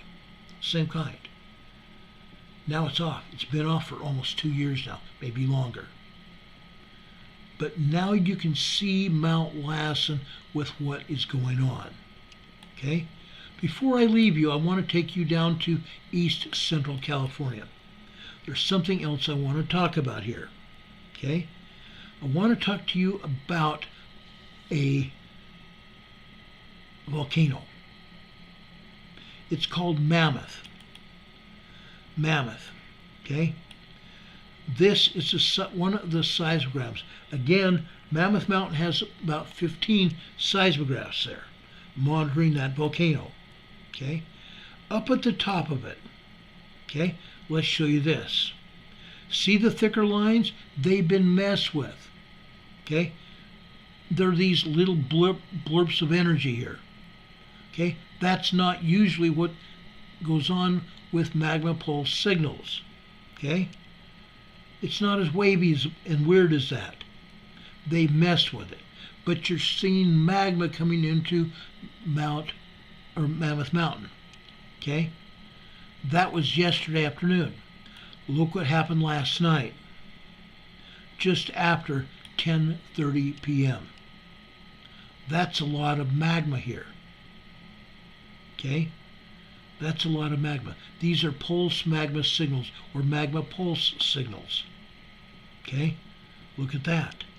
And then the seismologist turned down the seismograph. Okay? All you see is thin lines again. But all of a sudden, what happens this morning? They turned it up, didn't they? They turned it up a lot. Look at all this magma hitting at Mammoth Mountain. It's a volcano. It's got 20 feet of snow on it. 20 feet of snow. Then they turn the seismograph back down where it's just barely showing any magma at all. All this seismic energy here, all this magma here turned down so it's not visible. Even the computer redlined it to get the seismologist's attention. And yet they turned it so far down where it's not registering that information any longer. Okay? That's what these people at USGS do best, to lie and cheat us out of seeing information. And by the way, guys, guess what? Mammoth Mountain has now extended their ski season into August. Mammoth Mountain has now extended their ski season here into August. This is Bikini Day on Mammoth Mountain. This was this weekend. Swimsuit Day at Mammoth Mountain. Unreal. Unreal. They've gotten so much snow there that they have extended the ski season all the way into August. Look at the ski runs here at Mammoth Mountain. Literally all over the mountain. 20 feet of snow at Mammoth Mountain. That's incredible. That's totally unbelievable. Now, one more picture that I want to show you that was hidden, and I picked it up out of my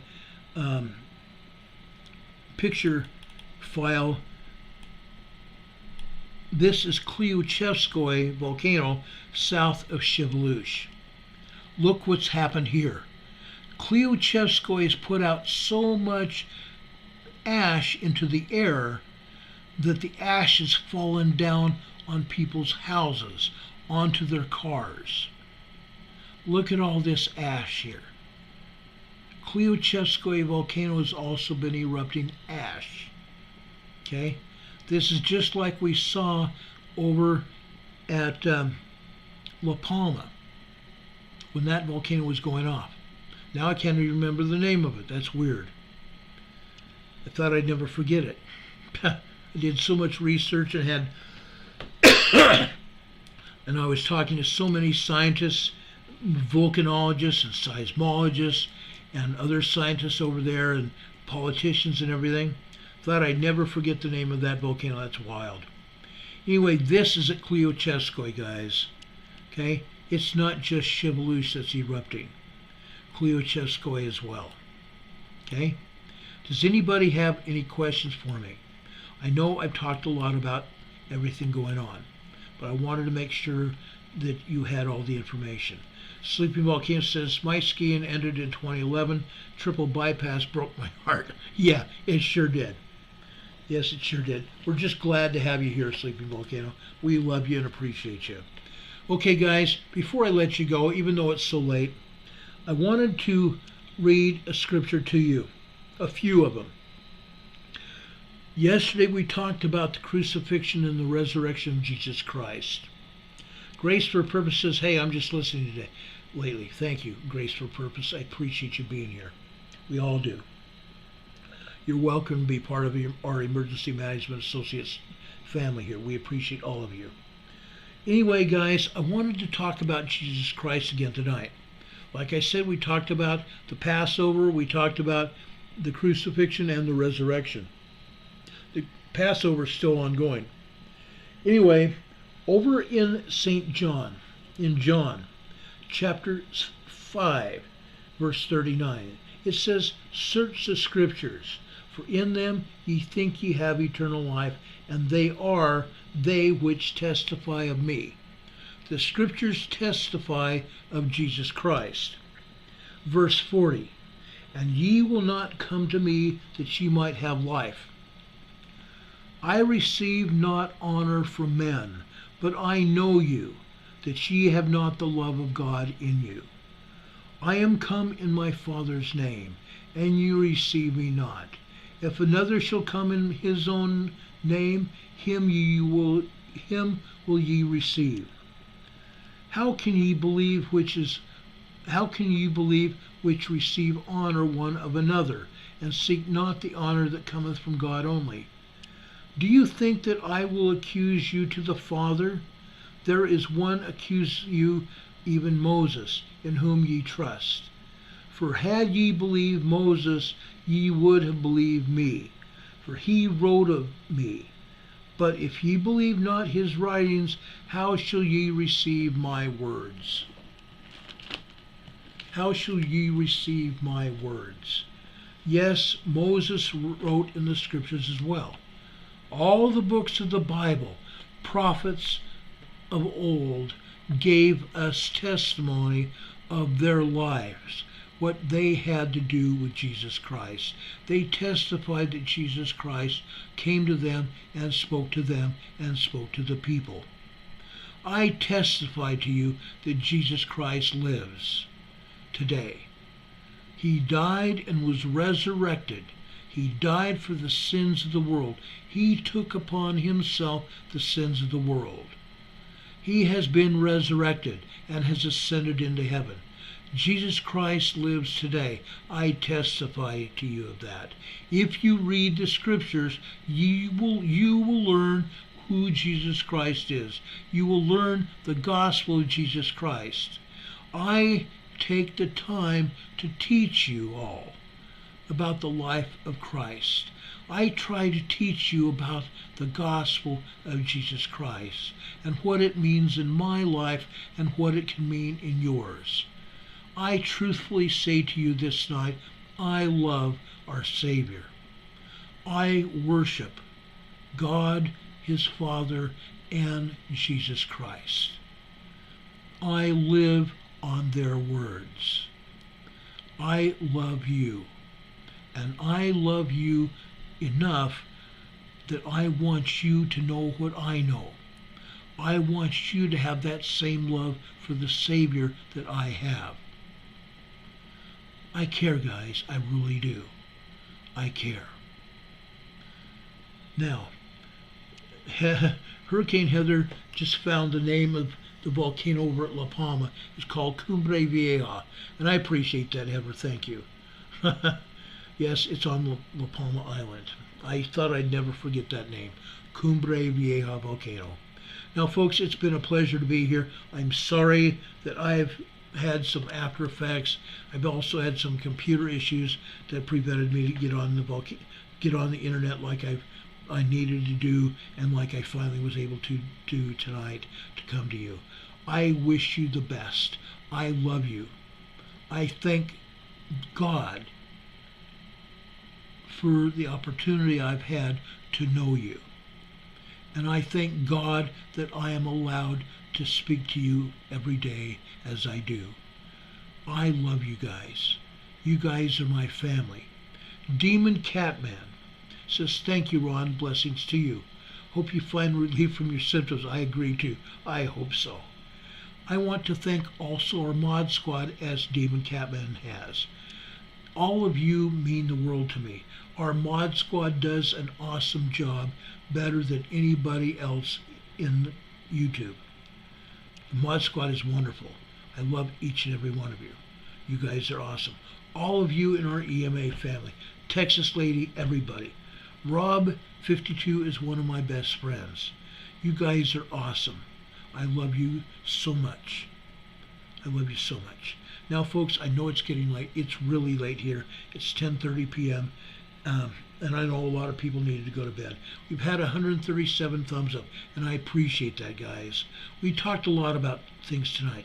Please don't forget to make sure you subscribe to this channel. Make sure you get notifications by clicking on that bell icon.